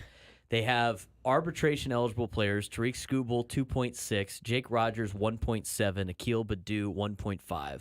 They have all their non-arbitration-eligible players, which equal $10 million. They are paying Gio Urshela $1.5 million. They're paying Shelby Miller $3 million. These guys don't play for their team. They don't. They're not on the 40-man roster for the Tigers. Urshela just played for the Braves. Right, exactly. Jack Flaherty got $9.4 million before he was traded. Miguel Cabrera's buyout is $8 million this year on the books. They paid Mark Canha this year $7.7 million. They paid Andrew Chafin $2.8 million, and they paid Carson Kelly $2.3 million to equal $103 million in payroll. I mean, how much of that is not even on their team? No, literally, it's more than half. $100 million payroll, and about half of it is dead money. Right, and then parts of it they traded away. I mean, it's wild, and yet Detroit made it. They made it because they won Game 1 behind Tariq Skubal, and then in Game 2, the built-in preseason win condition of the Houston Astros went up in flames. when the Astros, who had an excellent closer, remember the guy was like 20 for 20 in the postseason, Ryan Presley, and they pushed him into the 8th inning to sign Josh Hader, and they gave Josh Hader the biggest relief pitcher contract in history, 5 years, $95 million. And Josh Hader delivered a decent season for them. He was very bad early when they were bad. He got good while they were good. And, in the end, Josh Hader had an okay year. For the Yeah, Astros. he kind of righted the ship. I like this comment in the chat. Josh Hader's contract is more than the entire Detroit Tigers salary. Yeah, that was going around on Twitter yesterday. That's why I had to pull it up. I was like, there's no way they're only paying their guys $10 million. But the reality is the playoff roster is only getting like $11 to $12 million. And Hader got 18. Right. He did, though. He got on a little bit more of a successful track and still had, I think, some stumbles and whatnot, but was pretty reliable for them down the stretch. Well, he had 8 losses, a 3.8 ERA. Not his best, right? No. Not by any I mean, means. sure, yeah. he struck out 100 batters in 71 innings, but if we're being perfectly honest, not worth getting paid the most money as a if closer. we had paid him that kind of money to show up and lose 8 games and blow a handful more and pitch to an ERA of close to 4, I would have thought that was wasted money. Adrian Morejon put up better numbers other than strikeouts than Josh Hader did this year for a fraction of the cost. He's getting $850,000. There you go. We'll so, take that. Nonetheless, listen, we've gone over it a million times, so I'm not going to go over it again. He had a big smile on his face as he walked off the field yesterday. It's that wincing smile, that like, ugh. But Hader didn't get the job done, and he was one of the reasons why the Astros lost yesterday. It's supposed to be Presley and Hader to lock down every game. It was supposed to be the most dominant back end in the sport, and Presley got it started with a wild, with some mess, and then Hader gave up the big hit. He pitched in the 8th inning, and he gave up the big hit. So, honestly, it is a little tired and played to be like just dunking on Josh Hader. Josh Hader's a pitcher in the big leagues. He made his money. He didn't do the job for us. He did it in 22. He did it in 2022. He did it in 22. He didn't do it in 2023. Or he did as much as much as he was willing to do. Yeah, I mean, he still was one of the best closers in baseball for the but Padres, I but think, didn't extend himself further than he wanted to, or further than he could have. Yeah, and Braden made a good point, and I want to give Braden credit because Josh Hader, I think we have all honestly given him plenty of grace. Like we have elucidated his side of the story 1,000 times, and we have completely played out his perspective. Tanner Scott is also an outgoing free agent. He's a mercenary. 100%. Just like Josh Hader was. And by the way, if his arm goes out this October, Tanner Scott loses tens of millions of dollars. Tens of millions. More money than you and I will ever see in all of our lifetimes, in our family's lifetimes, in all likelihood. So let's hope that doesn't happen. Absolutely not. Absolutely not. But my point is, Tanner Scott is coming in with 2 outs in the 6th inning, like he did last night. He's pitching 4 out of 5 days. He's pitching up and downs like he did last night. And when he came to San Diego, he didn't say, hey, guys, I'm a closer. I need to continue to close. I need saves because I need arbitration. I need figures that I can take out on the market. He didn't even say, hey, I need holds if I don't get saves. I need this. He said, give me the ball whenever you want, and I'll take it, and I'll run with it. And that is part of the great culture that has helped the San Diego Padres get to the point where they are today. Yeah, he's had a completely different outlook. He's open to anything, Tanner Scott is. And I thought Joe Musgrove, that story that Joe Musgrove did on Josh Hader, that where he was quoted in the UT, that one by Jeff Sanders, was really summed it up. I mean, nobody had really ill will toward Josh Hader in that clubhouse. They liked him as a teammate. They liked him as a person. They felt like he could have given them a little bit more there at the end. And I thought it was super fair the way Joe said it. And he did perform well for the Padres until he decided that was all he was going to do, that was as far as he was going to extend himself. So I thought hearing that from another teammate who, teammates often respect one another or have some mutual respect if they see the other guy working hard and whatnot, I thought kind of illustrated that. They would have liked a little bit more from him there at the end, for sure. We're in a better place. Astros are out. Also, Orioles are out. We got to get to break to go to Fast Money. Maybe at 1:20 I'll make a point about the Orioles, but I really think One-run Orioles. If you are an O's fan, if you took a look across the country at what the Padres have done out here, you would have every right to be pretty upset with the way your franchise has handled an abundance of young talent, like an overflowing trough of young talent, and they've used it really for like one strategic trade in 3 years. We'll talk about that more in the 1 o'clock hour. But when we come back, we've got a pair of Aztec tickets to give away for San Diego State taking on Hawaii at Snapdragon Stadium this Saturday. You can grab your own tickets at goaztecs.com, or you can be one of our two competitors for today's edition of the Match Game. Yes, it is time to match the stars in our very silly game. Give us a call at 833-288-0973. As soon as I hear that little groove, I get in the mood. 833-288-0973 is our number. Whoa. I get too excited for the match game music. I do. Wait, I'm all revved up. 833-288-0973. Go to break. End this, please. We'll get a couple contestants. We'll come back. We're going to gather a panel as well, and we'll play the match game next on The Fan.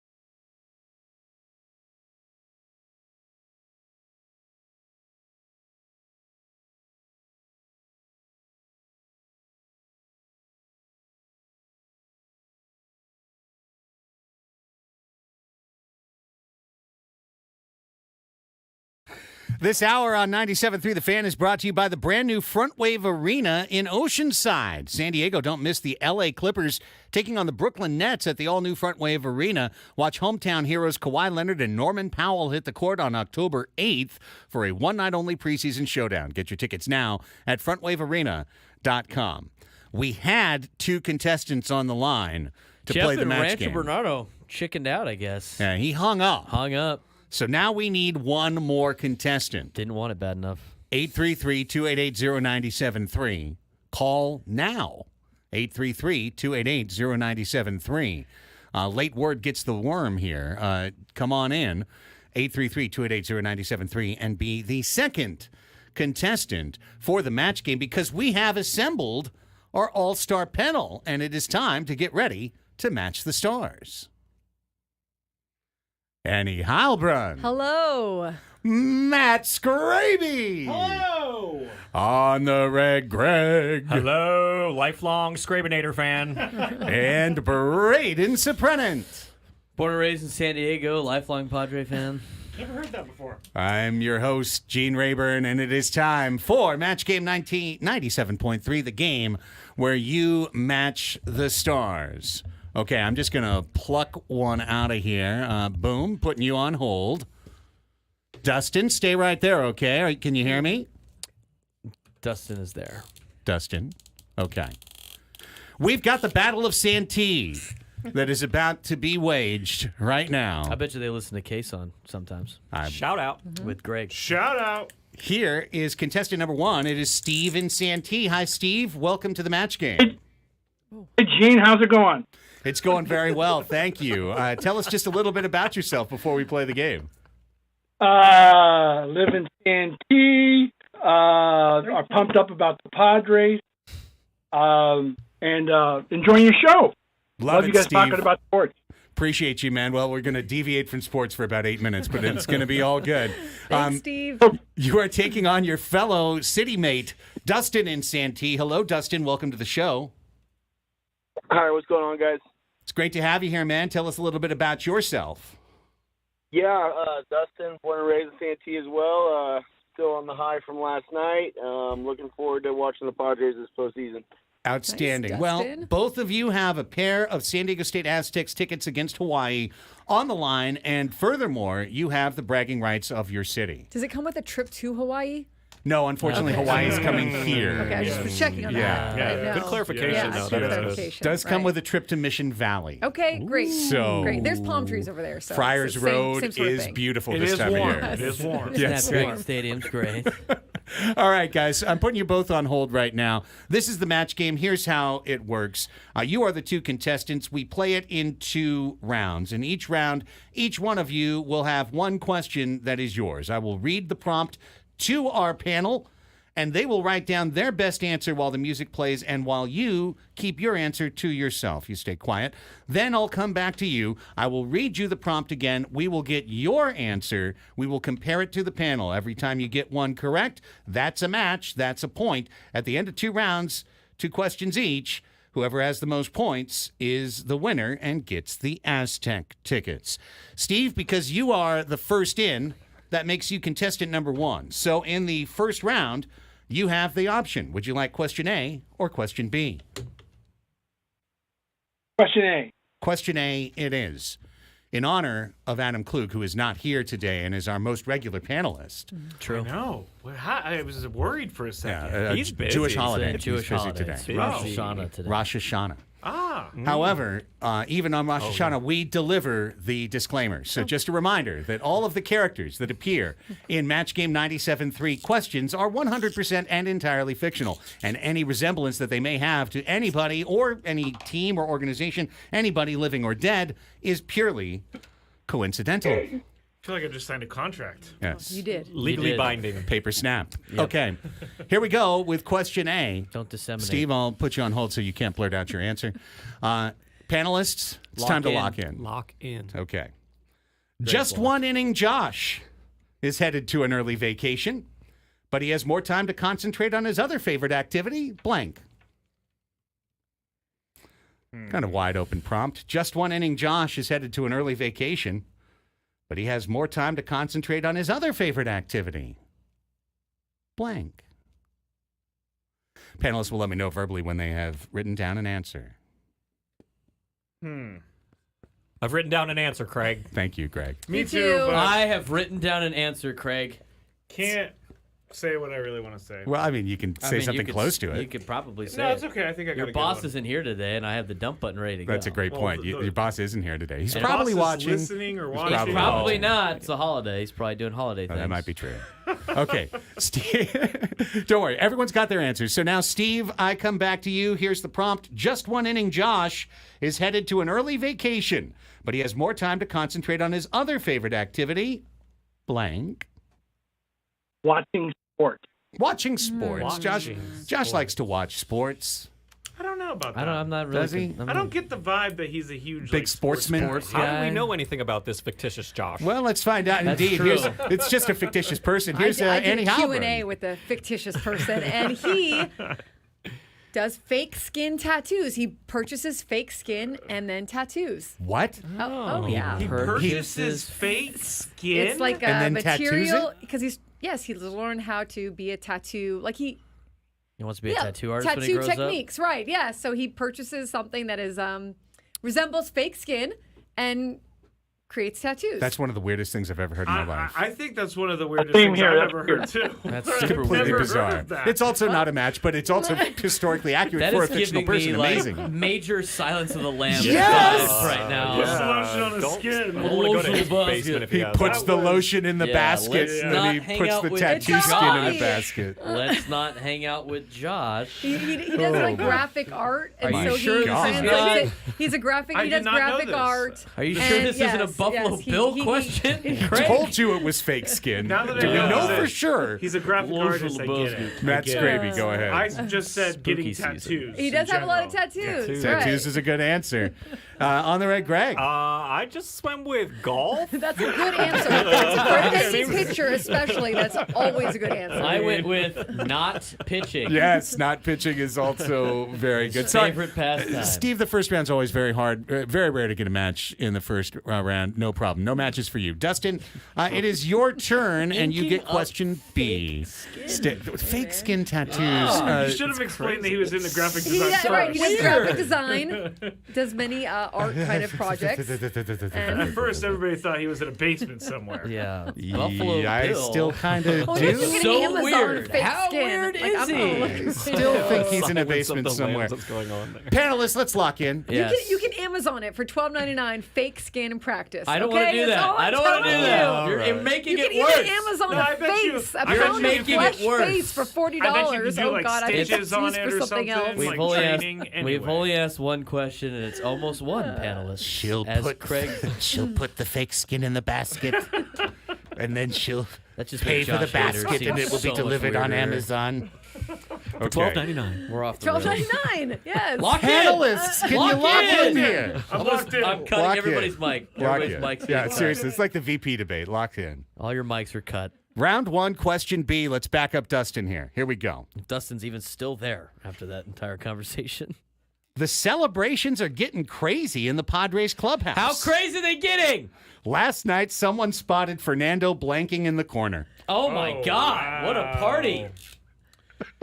Although I was standing about 3 feet from Fernando last night, so I have a pretty good answer You for can this. confirm this is a fictional character, not the one you were by. But yes, yes, nonetheless, the celebrations are getting crazy in the Padres clubhouse. Last night, someone spotted Fernando blanking in the corner. Verbal I'm thingamajig ready. to tell me the stuff. Verbal stuff. Verbal stuff. Ready. Ready? Okay, this is just a fun show. Here's It's gonna be a Dustin. rough answer. Dustin, I'm back to you. The celebrations are getting crazy in the Padres clubhouse. Last night, someone spotted Fernando blanking in the corner. Your answer, please. Dancing. Dancing is, I feel like, potentially a matchable answer. Very good. Here's Annie Halbrun. Dancing. Dancing with the Stars. That's a match for I Dustin. also was next to him as he Yes. was doing that. Yes, I Fake. said doing sit-ups because the abs are even more impressive in person than they are on TV. So he must just do sit-ups. Did you all touch day. his abs last night? No, I didn't touch them, but I was He's never going to be standing allowed there. in the clubhouse again. That's very T.O. of him. I know. Excuse me, can I Oh touch yeah, your the abs? T.O. with the half shirt up. Was it the champagne on his abs that got you going? No, Matt, Was it or extra was sweet because it was? Was it extra oh. sweet because it was Fernando's abs? I already knew this was half We shirt. got Braden, folks. Oh my goodness. We got Braden. Here's Greg. I also said Wow. dancing. There it is. 2 matches for Dancing. Dustin. We got to give him credit for erotic dancing. Yes, absolutely. Whoa, whoa. There you Hey, you're go. making fun of me. General This is answers a are always family best. show. I mean, every time those abs are out, erotic is assumed at that point. So, Maybe said they were even better in person. oh my goodness. he Well, said. Dustin, Save that I mean, clip. Why are you man asking? knows how to use his hips, but I'm thinking more like salsa, merengue, you know, like. Mics are getting cut. All right, next question. Dustin, because you are contestant B, you get the option to choose in round 2. You just did very well. After one round, it's 3-0. Not an insurmountable lead, though, Steve. Stay right there. But, Dustin, you get your chance in round 2. Would you like question A or question B? I think merengue I'll is go the with B cookie. again. All right. These 2 questions, as we do every week, these 2 questions are directly from Match Game 76. So don't blame me for them. Okay. Guys, here we go. Lock in. Lock in. Especially you two. Over there. Yeah. I just saw the strangest couple on the dance floor. How strange were they? Everyone else was dancing cheek to cheek, but they were dancing blank to blank. Oh. Now we're asking for trouble. Yeah, I know. Strangest couple was spotted on the dance floor. Everyone else was dancing cheek to cheek. They were dancing blank to blank. I'm very much enjoying today's game. Just want to let you know that. Ready. Panelists will let me know when they're ready. You know, I probably shouldn't have said that thing about I'm Fernando, ready. but it's out there now. It's out there. It's on It's tape. already done. I'm ready to go. Dustin, back to you. The strangest couple was spotted on the dance floor. Everyone else was dancing cheek to cheek, but they were dancing blank to blank. Hip to hip. Hip to hip. Oh, this is a good that's answer. fair. Yeah, it's a Joined very at the hip. makes sense. Makes sense. I went elbow to elbow. Elbow to elbow. That Little would be COVID, weird. Little That's COVID like a, thing. do like like a little do-si-do. Like, right, like elbow to elbow. I said butt to butt. butt to butt, Wow, you're which is really very going close to for the it hip. today. Very close to I the mean, hip. yeah, I guess so. I didn't say fake I think it was a skin, though, great so- answer, Scraby. Greg? I said back to back. Back to back That's and it. belly to belly. And Braden? Well, since it was weird, I said nose to nose. Right. Yeah, That'd no, be that's very really odd. good. It's That's called really the good. Eskimo kiss. That's right. okay. Dustin, Nose to because nose. you blanked there, Steve still has a chance. He could tie with 3 or win with 4. Steve, you get question A. Stay right there. Panelists, are you ready? Here we go. Steve? Well, we've been ready the whole show. Is anybody still on the Is line? that true? Like- No, they're there. Are we don't sure know. about Just that? give- Are we just talking to no Poor one guy. right now? Lock in, panelists. Some of us are locked, Craig. The dentist said, Larry, you've got quite a deep cavity there. How deep was that cavity? Oh, Oh, wait. Is that not the question? Whoa. The tip, well, it's so deep, the tip of my drill just poked out your blank. Wow. Wait, what? What is the question? The dentist said, Larry, you've got quite a deep cavity there. The tip of my drill just poked out your blank. I'm gonna go for scary kind of movie question fashion. is This was that? What literally kind of said question on is network that? television in 1976. Be Different time. creative. Different time. Be creative. I'm Got done. quite a deep cavity there. The tip of my drill just poked out your blank. I love it when I get these guys. You ready, Braden? Not really, but we'll figure it out. Okay. I'm ready. All right. Oh, yeah, ready. All right, Steve. Save the universe. Here we go. Larry, you've got quite a deep cavity there. The tip of my drill just poked out your... What? What? Tonsil. Muscle. Tonsil. Tonsil. Oh my God. I thought he said something else. Tonsil. Tonsil. I really thought he said something else that sounded similar to that. Okay, go ahead. I just Ed. went with ear. Yeah, that's a good answer. No, that's a good answer. It's Halloween time. Eyeball. Eyeball. Oh, yep. That'd be kind of weird. I just went with I. Ooh, ay, ay, ay. Ay. And Tongue. That's fine. That's fine. pencil? Dustin, you're the winner today. Congratulations. We got I don't know how you got there, but congrats, Dustin. Dustin, you're going to the Aztecs game on Saturday. Adam just See you texted there. me and said I'm never allowed on the match game again. You I are welcome disagree. back I think you should be every on the match time. game I every thought time. that was the best Yes. match game we've had. I think so too. Dustin, stay right there. Steve, thanks for being a great sport. We appreciate you. Give us a call again. All right, we are overdue. We're back with hour number 3 of the show. Full reset, Padres. We're going to have some questions for Scraby. Those will be answered at 2 o'clock, maybe. Great job, panel. That was Match Game 97.3. I'm Gene Rayburn. Back to the afterlife. Happy Rosh Hashanah. Back with more next.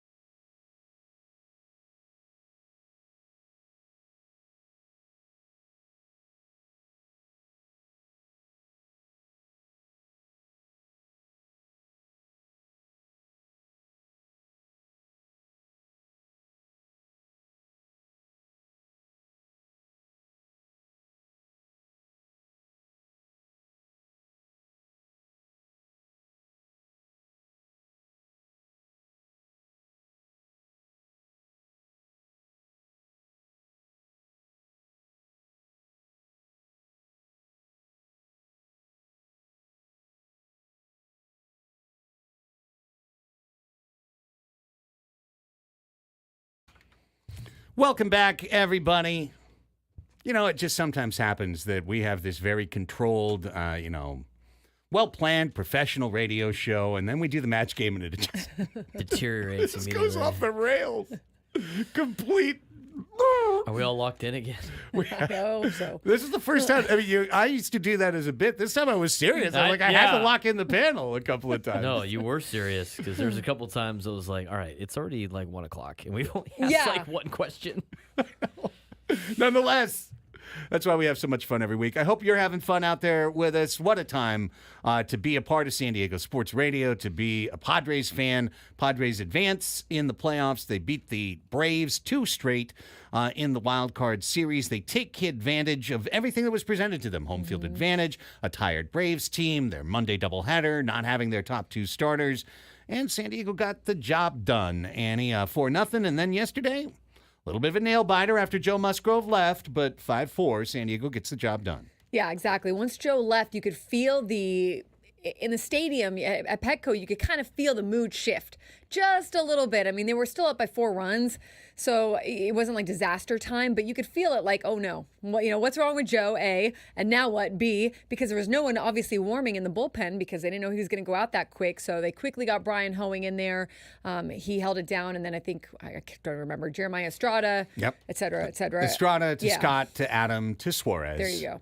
And Adam let up that home run, which got the Braves within a run, but then Suarez locked it down. I mean, originally when they all were assembled at the deadline, it was Adam, Scott, Suarez, and it seemed like a pretty regular thing. Mm-hmm. That's actually changed. It's been Scott, Adam, Suarez. Sass. The sassy sauce. Bring that sassy sauce. I got that at B-Dubs now, right? Yeah. Sassy it's new sassy sauces. Indeed.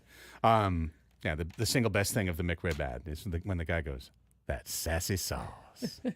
Just love that. So, yeah, the sassy sauce is out there, and, they're never going to be necessarily perfect. Right. Absolutely. But the thing is, that's why you stack up so many great arms down there. If one guy wobbles a little bit on one day, you've got other guys to pick him up.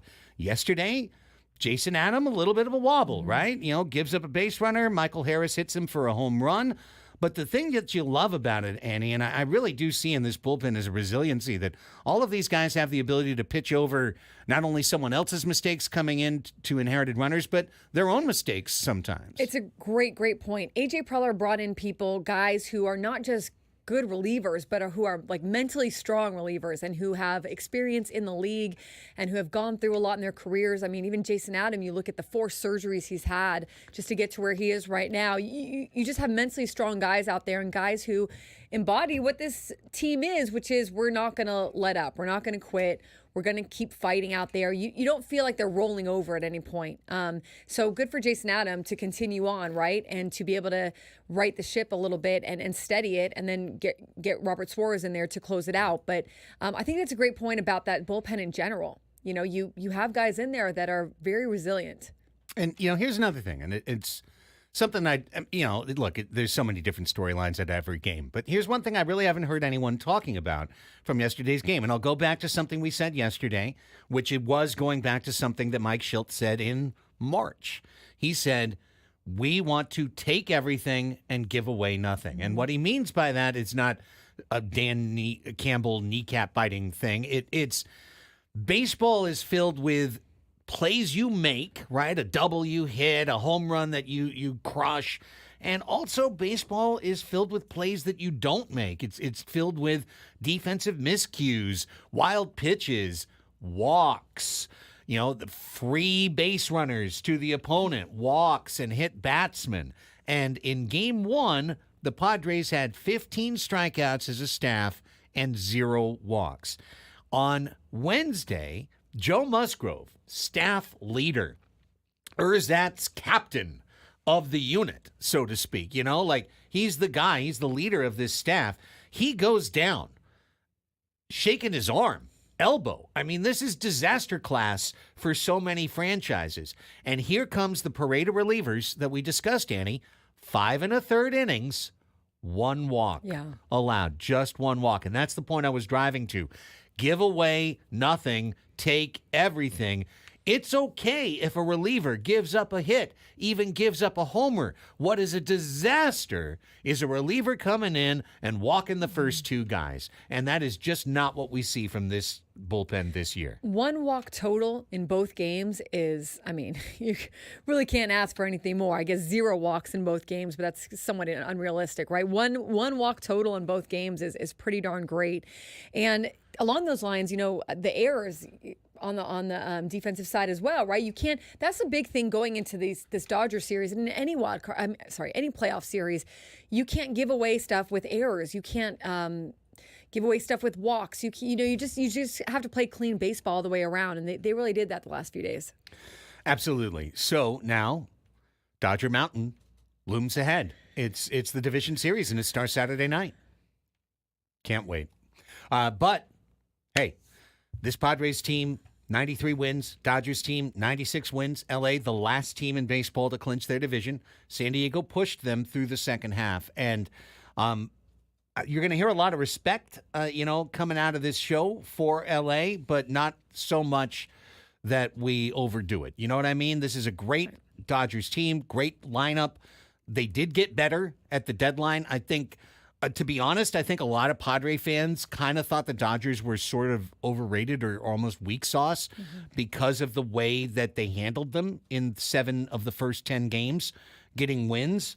I did think that series last week showed you how LA improved. I mean, they really improved the bottom of their lineup, and they really improved that bullpen. That bullpen, just the door swings open, and it's like 9 guys who throw 100 that walk out of the bullpen, finishing with Kopech, who's throwing 101. Like, they're a good team, and that's why they'll be the favorite in the series, but it doesn't mean the Padres can't beat them 3 out of 5. No, and these are two teams that just saw each other, too. They're familiar. They realize what's at stake here. They are going to see all the hype. You can't miss it, right? Ever since the Padres won last night, I've seen many a broadcast and network put out, can the Dodgers best the Padres after the Padres got them 2 years ago in the 2020 NLDS, and what's at stake here with this rivalry? And I really think that these are two very threatening teams on both sides, and it should make for a really fun matchup and hopefully a good matchup for Padres fans, of course. But I think you've got really, really dangerous teams on both sides. Here's something I wanted to get to earlier. Perfect time for it is right now. So, of course, when you're playing the Dodgers, that means you're playing Shohei Ohtani. Shohei Ohtani is in his first ever Major League playoff. It was the tragedy of his early career was that he was playing for the Angels, and putting up historic MVP seasons, doing unprecedented things. And every time it was for his 71-win team or, they won 78 this year, it didn't work out. Now he's got the chance. He's also going to have an unprecedented amount of pressure. And the one weird thing about Ohtani, to be honest, is that this year started with an unbelievable amount of pressure. The gambling scandal, the way that story went sideways, how the story changed twice in 48 hours. It's the kind of thing that would have buried a lot of people. And to be honest, it's been water off a duck's back for this dude. He's inscrutable, right? The deep dive one-on-one interview with Shohei Ohtani, it's not out there. It's never going to be out there, maybe. It might literally never be out there. We'll find out. But the guy just keeps on performing. With all that said, you've been in these press boxes, right? 5 Japanese reporters for every American reporter following the Dodgers. That all gets clicked up even another degree on Ohtani starting on Saturday. Also, this is Ohtani's first time in the playoffs. This is Ohtani. I mean, not that I don't know that anything's going to change for him. I don't imagine that he's going to, not be able to meet the moment, but it is for him. I mean, it's the first time he's experiencing this, which makes it even more kind of dramatic and kind of media heavy. And look, this guy is so media heavy as it is. You go to LA, you can't even walk into that press box because there's like 50 Japanese. I'm not kidding. There's like 50 Japanese reporters there, and they follow him from place to place to place. And you'll even get, I saw like the BBC come out, and all these like crazy outlets that really don't cover baseball, but they cover Shohei Ohtani. So you're going to see that taken up a notch, and the hype's going to be there for real. And there's hype on Dave Roberts and the Dodgers just in terms of, can this team make it past the hump when they are always every single year the favorite to make the World Series or even win the World Series. Can they finally do it? And every year that they don't, that pressure just builds more and more. Yeah, last year they lost in 3 games. They lost 1-2-3 Cancun to the Arizona Diamondbacks. The year before that, they lost to the Padres 3-1. The year before that, they won the division series against the Giants, and then they had to take on the Braves, and they lost to the Braves in the LCS. 2020 was a short season that doesn't count. And in 2019, they lost in the division series to the Washington Nationals in a Game 5 when Clayton Kershaw was called on to pitch in relief and got bombed. So the Dodgers' history is littered with playoff disappointments following gigantic seasons. And the difference is this year that it is, layered on the billion-dollar Ohtani element to all of this. Now, all Shohei Ohtani did in the month of September was hit .393 with a 1225 OPS. So nothing. No big deal. Yeah, no big deal. 10 homers and 16 steals. Shohei Ohtani is incredible. But he's one player, right? And they're going to need the rest of that staff to contribute, at least for the most part. I mean, but Mookie Betts, we saw against the Padres last time. He got it going the last game of the series, but the first 2, he really struggled. And you just can't guarantee that they're all going to be on their game, just the same way you can't guarantee the Padres. I mean, the Padres, if you looked at the last 2 games, you've got hitters that are maybe would consider themselves struggling a little bit to start the playoffs. So they're going to need more than Shohei Ohtani. But I agree with you. If they get runners on and you get Shohei Ohtani up to the plate, it's very dangerous for Shohei Ohtani. He's more than not, he's going to get it in. He's got like a almost 600% driving runners in for the month of September. Now, Ohtani is what I would call a singularity. He's a unique event that's happening in Major League Baseball. He's a unique player that is having a unique season, and there's one version of this where he just lifts the Dodgers series by series all the way to the Commissioner's Trophy. And if that happens, we'll be, I guess, witnesses to it. But before the segment's out, here's where I think the Padres balance this out.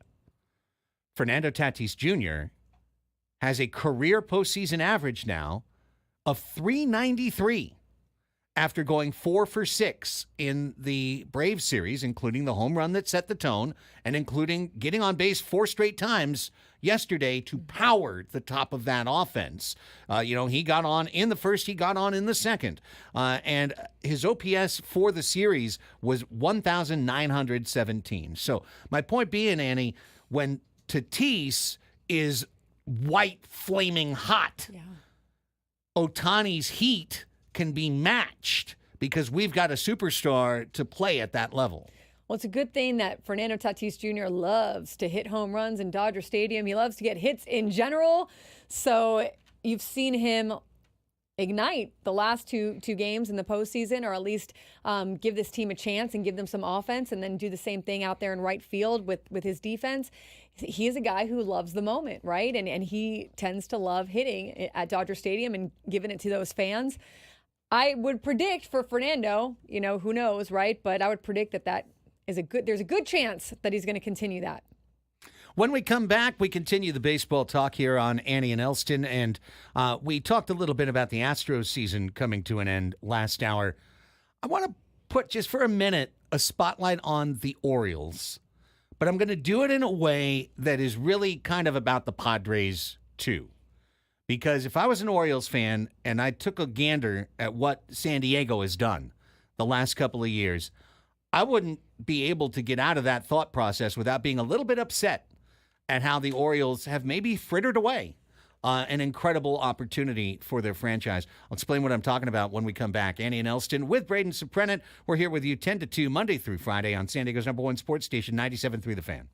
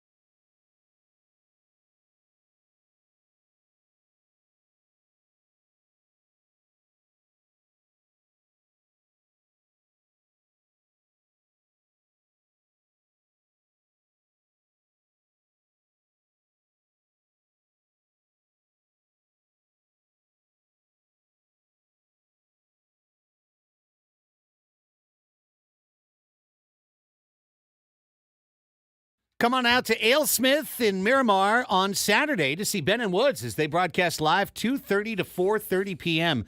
to get you ready for the San Diego versus LA playoff game. Alesmith 394 PLL is the official rally pint of the playoffs. Watch all of the San Diego postseason action at the Alesmith Tasting Room in Miramar with game day specials on 394 and more. Root for the home team with other fans while enjoying the game with the sound up. That is Saturday, 2:30 to 4:30 at Alesmith in Miramar.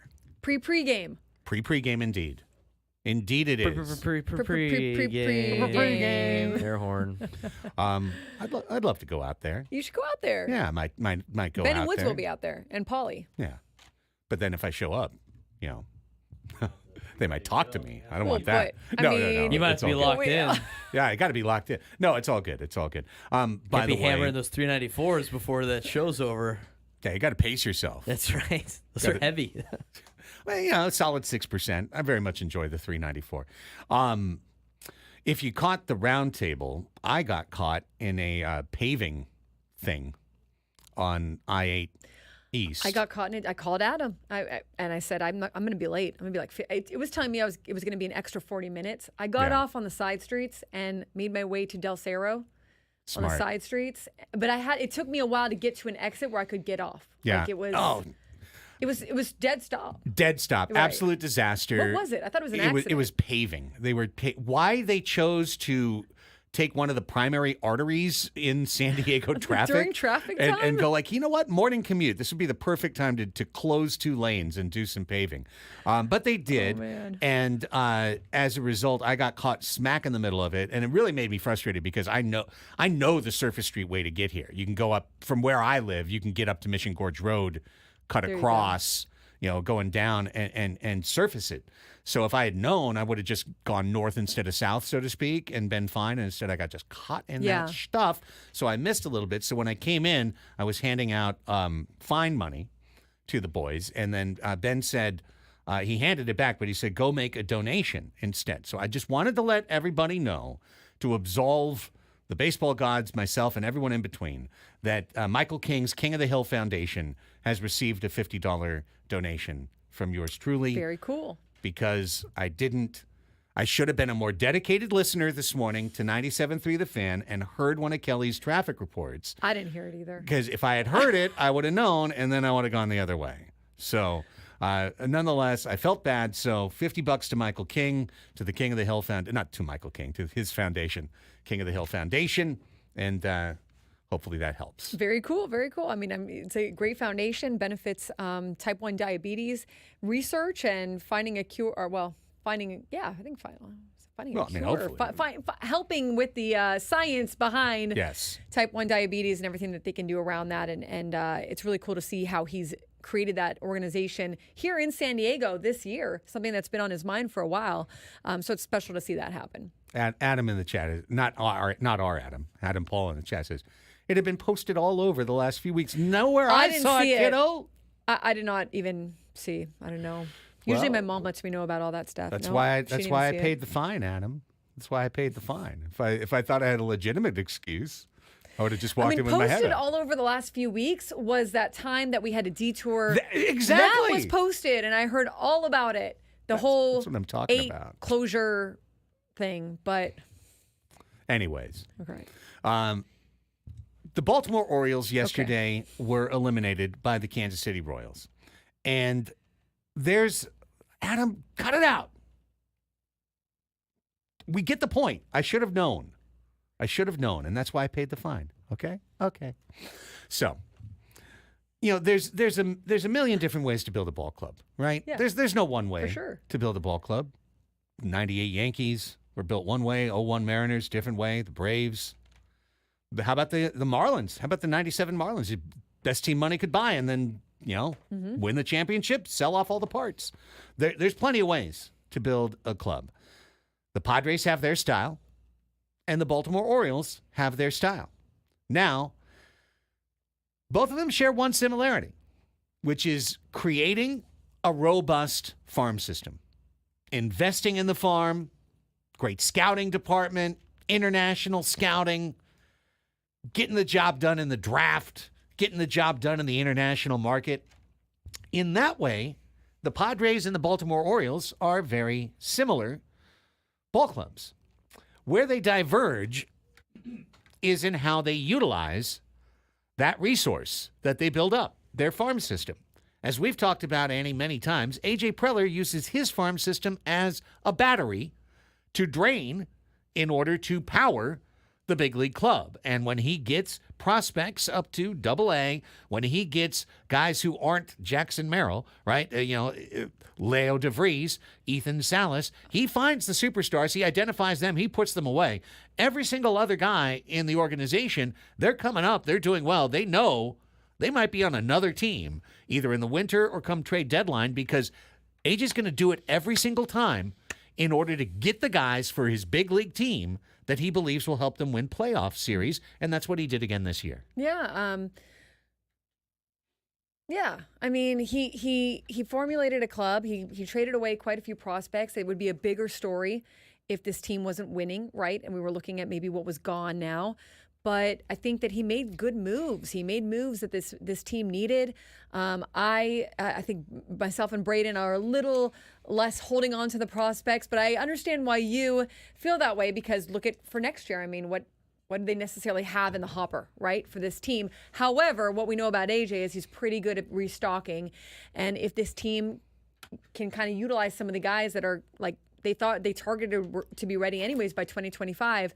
They can kind of get a more balanced roster, a little bit more youth, I guess, a little bit more coming up through the farm system. But to this point, absolutely. I mean, he's very selective about who he brings up and who he keeps within the organization, and he utilizes all the other pieces and parts to get other pieces and parts to bring in. And yeah, listen, don't mistake the commentary for criticism, because where are the Padres now? They are stocked with a team filled with stars that has the ability to play in the postseason. And while the future is not promised and we don't know what the farm system will deliver, and we don't know about affordability for this team in 2025 or 2026, blah, blah, blah, blah, blah, blah, blah, blah, blah, that's all down the road. Today, October 3rd, 2024, the Padres are a loaded for bear postseason team with the horses you want to win a playoff series. Now, here's another way to handle it. And it's a way that many people on that so-called prospect hugging side, right, or more traditional team building side, you could be fairer and just say more traditional team building side.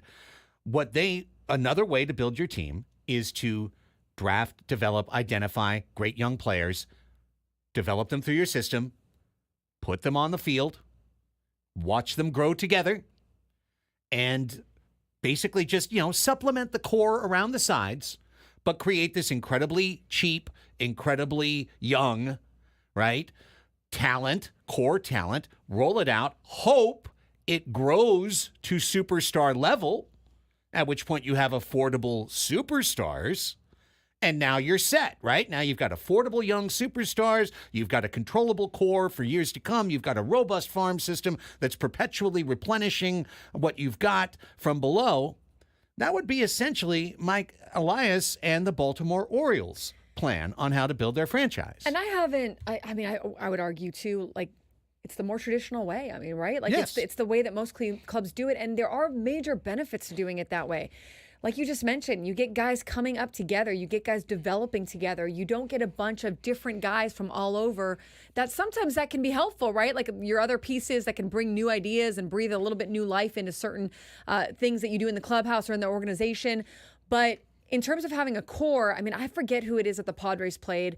Maybe it was the Mariners, but they had I think 4 of their 5 aces on the pitching staff were drafted and developed players that they had brought up through the organization and created a team around. And man, I mean, that allows you to go spend your money in other places, but it also, if you're developing them the right way, it creates what, quote unquote, the Cardinal way or the whatever way, or, like you're bringing them up the way that you want them to play. And the Dodgers are a great example of this. I mean, maybe a little less so that we've seen this year, but in general, they've got a great player development system. They've got a great eye for that. And a lot of times they will bring these guys up through the system. And once they get to the big leagues, I hear this from players all the time that have been with the Dodgers or played with the Dodgers. Once they get to the big leagues, they know exactly what's expected of them. They know exactly how they need to play or how they need to be in the clubhouse, et cetera, the preparation. I think the Padres are getting closer to building that. I think it's helped that Mike Schilt has had so much experience with player development and was also for the last 2 years on the player development side before taking over as manager. But yeah, I mean, look, the Orioles, that's their way for sure. They're not going to spend a ton of money on superstars. And as such, the Orioles became the fourth team in baseball history to win over 90 regular season games, make the playoffs, and then go over and go out of the playoffs in consecutive seasons. They have done it in back-to-back years. Over 100 wins last year, over 90 wins this year, and then out in the minimum number of games in the playoffs. And in the playoffs, the Baltimore Orioles, young players, have not been superstars. They are still young players who are growing into the moment, who have yet to meet the moment, and they wind up becoming overwhelmed by the moment. I just wanted to share this with you before we go to break. Britt Garoli, terrific reporter for The Athletic, wrote a long postmortem after the Orioles season ended yesterday. The headline is, "The Orioles' honeymoon is over, and their front office needs to find answers." And this is why I'm striking this contrast between the Padres and the Orioles. Quoting from her piece, here we go. The Orioles were a 500 team in the second half of the season, and were it not for the acquisition of Wednesday's starter Zach Eflin, the deadline could be chalked up as a total failure. It is the second successive season Elias and his group opted not to make a big splash, but instead to hold on to most of their top prospects and their carefully cultivated farm system. Maybe bigger moves weren't out there, but there were other paths to upgrade. One, closer Lucas Erceg stared them in the face as he closed the game for them for the Royals. Two more, the Padres' Tanner Scott and Jason Adam, were significant enough bullpen upgrades that it makes you wonder, how many games could they have changed for the Orioles? Being bold can invigorate a clubhouse. Being safe can be deflating. And that's where I think the Orioles have gone wrong, Annie. She hits the nail on the head. What is frustrating about the Orioles, if you're an Orioles fan, is that if they did just a little bit more, if they spent either a little bit more money, or they traded away a little bit more prospects for better, more veteran, maybe even superstar type players, I think they would have the team that they're trying desperately to create. They would have that veteran leadership. They would have a little bit more swag, and they would have something for these younger guys to kind of emulate and follow, especially if you chose kind of the right veteran guys. And they don't even have to necessarily be superstars, just a little bit over their comfort zone. That is what's frustrating about the Orioles. They're perpetually, since they started this turnaround, right there, but they won't go the extra 10 feet. Right. But that they need, That's exactly it. And so as a Padre fan, I would just say, and I'm specifically talking to the folks, and I know they are in our audience because they're attracted to the quality baseball talk we do on the show. The folks who are more on the skeptical side, the folks who are like, the Padres have shortened their window to the next 2 years only, so on and so forth. Look at the Orioles. Would you really rather have that? Would you really rather have that, pay the same ticket prices you're paying, see the same kind of number of wins, and then you tank in the playoffs, and you're looking and all the other teams have superstars, and you've got your young guys, all that potential, but right, unrealized. You're hoping they turn into a Manny Machado. You're hoping they turn into a Tatis down the road. The Padres have built their team.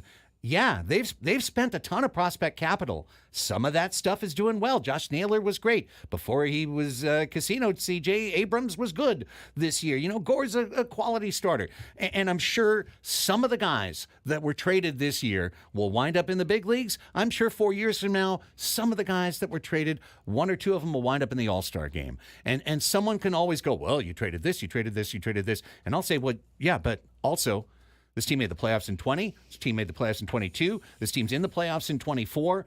They've committed here to doing whatever it takes to win in the big leagues. Yeah. The Orioles are committed to having a perpetual organization, and that's good. But is it as fun? I think what we're doing is a lot more fun. All right, let's take a break. 1:41. When we come back, last segment. Time to ask us anything. Let's open up the lines. How about it, Padre fans? Let's hear from you. 833-288-0973 is our number. 833-288-0973. You've got 10 minutes to call the show. If you do, we'll put you on the air. All we need is for you to come in with a question ready to ask on Ask Us Anything. That's how we close it up. Andy and Elsten on the Fan.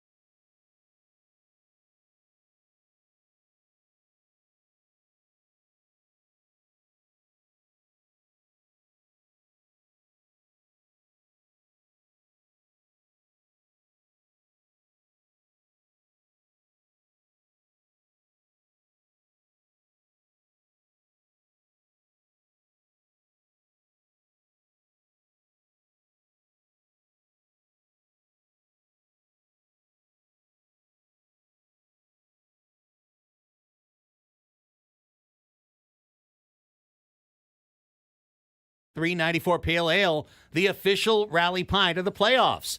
Watch all of the San Diego postseason action at the Ale Smith Tasting Room in Miramar with game day specials on 394 and more. Root for the home team with other fans while enjoying the game with sound. And don't forget, Saturday, Ben & Woods live broadcast, pregame hype party, 2:30 to 4:30 on Saturday before Game 1. Padres and Dodgers. Games are on Fox Sports 1. Games go at 5:30, right? 5:30 Saturday, 5 o'clock Sunday, I believe. Yeah, I think it's 5:08 on Sunday. 5:08 on Sunday. Is it a 5:38 on Saturday? I think so. It is. Yeah. We've overcome that, so I feel good about that now. They don't actually, first pitch doesn't actually get thrown at that time. No, that's the key. So actually, broadcast a lot closer to 40. It's really a 5:40 start. On each one of those. All right, it is time. We've got a few minutes. 5:03 start. 5:03. Just to make it weirder than the 5:08 start that Annie said. What's the deal with Wait, Fox Sports? 5:03? Or they're just jumping right That's in? what it says. Oh, wow. 5:03 on the MLB No commercial app. break. Jump right in. Okay. Here is the bumper for Ask Us Anything. 5:03. Are they playing in Canada? Yeah. What are those other 3 minutes used for? Supposed to be a long flyover. Here we go. We got 5 minutes left in the show. Here's Isaac in Chula Vista who just called in. Hi, Isaac. You're on with Annie and Elsten. Ask Us Anything. Hi, guys. It's been a great wildcard series, and excited for this weekend. I just wanted to ask you, this entire season has been pretty amazing. What do you believe were the best qualities that created this team right now in the playoffs that could potentially win hopefully the World Series? What are the qualities of the team that make it championship worthy, Annie? A pretty tight-knit group. Yeah, they were a group. I mean, other clubhouses have liked and loved each other, but this is a group that really likes spending time with each other outside of the clubhouse and likes being around one another. They genuinely have that respect and care for each other. And I think you've got just a good mix. You've got a good mix of like your superstars. You've got a good mix of your edge players who are also bringing a lot to the clubhouse. You've got the rookie Jackson Merrill who infuses them with that vibrant rookie young energy and that hungry, I want to go do this, and looks up to them. And then you've got those veteran guys who are loving having that and being a part of that, and feeling a little bit embarrassed about what happened last year and not wanting to go down that road again. I think there's a lot. The coaching staff, I mean, there's a lot that's just gone well for them this year. But I honestly think it's their ability to believe that they're never out of it, that they can turn it around no matter the score, that really helps this team.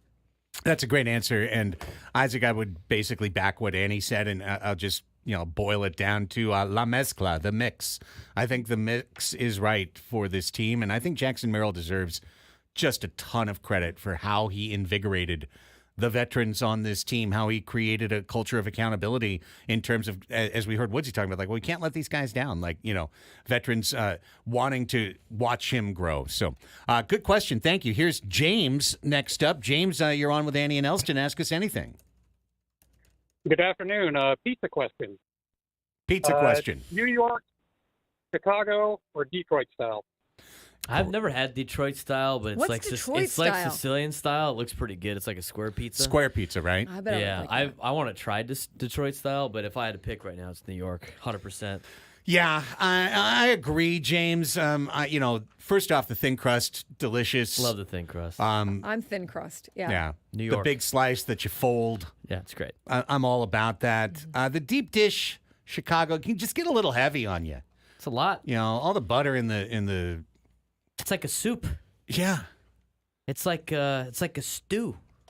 It's like a goulash.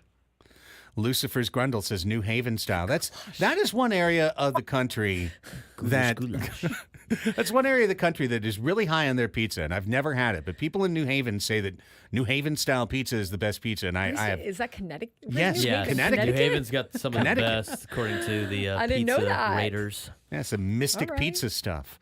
All right, Adam in the chat, who's been very productive, says Angry Pete's in San Diego for Detroit Yeah, style it's over pizza. here. I've driven past it multiple times. Like yeah? on Mesa Boulevard, there's one that I've driven past, and it's an old Taco Bell. It's turned into Detroit's Angry Pizza. They got this Cadillac that drives around town that I've seen too. I've never tried it. I've wanted to try it, but Angry Pete's has Detroit style pizza over here on Claremont Mesa Boulevard. Angry. What are we doing for dinner tonight at the Elsten house? Well, you already had pizza for lunch. Maybe we're getting. Well, oh my God, you're right. I'm bringing home a right whole now, tray of round pizza. table pizza is your Yeah, it's always our best go-to, pizza, of course. right, I'm literally 'cause bringing home a whole tray of pizza. They're the sponsor. And then I'll be like, here's the pizza. Can we get pizza for dinner? Because I really would like, but I want to try the Detroit style Angry Pete's pizza. It's like Sicilian style pizza. Okay. Does Poor Chicago just lost on deep dish. Finished I'm out a on the distant deep third. dish. My dad's the only guy in our family that likes the deep dish. In fact, like when we go to certain places like Filippi's and stuff, we go with the thin crust. You can go thin crust at Filippi's and make it New York style. It's a good secret menu option. Little sneaky sneak there. That brings an end to the program. We are taking no further calls. Tomorrow on the show, back here from 10 to 2, Annie and I with your robust Padres-Dodgers preview. Heard from my guy over at Sharp this afternoon, Annie, our boy Jeff Lasky, setting up our friend Dr. Umar Aurora. Dr. Umar Aurora would like to come on tomorrow and tell us a little bit about elbows. Yeah, elbows and the treatment thereof. All right. Get back quick, get back slow. Find out about that elbow. I mean, we don't know what's wrong with him yet. No, but maybe we'll know by tomorrow. Who knows? We can vaguely talk about elbow injuries. Precisely. Yes. So we'll offer what insight we can. Plus, Media Melanie will be along. Yes. All of our regular Friday fun. Gwen and Chris are up next. Up the dads. Go Pods. Bye.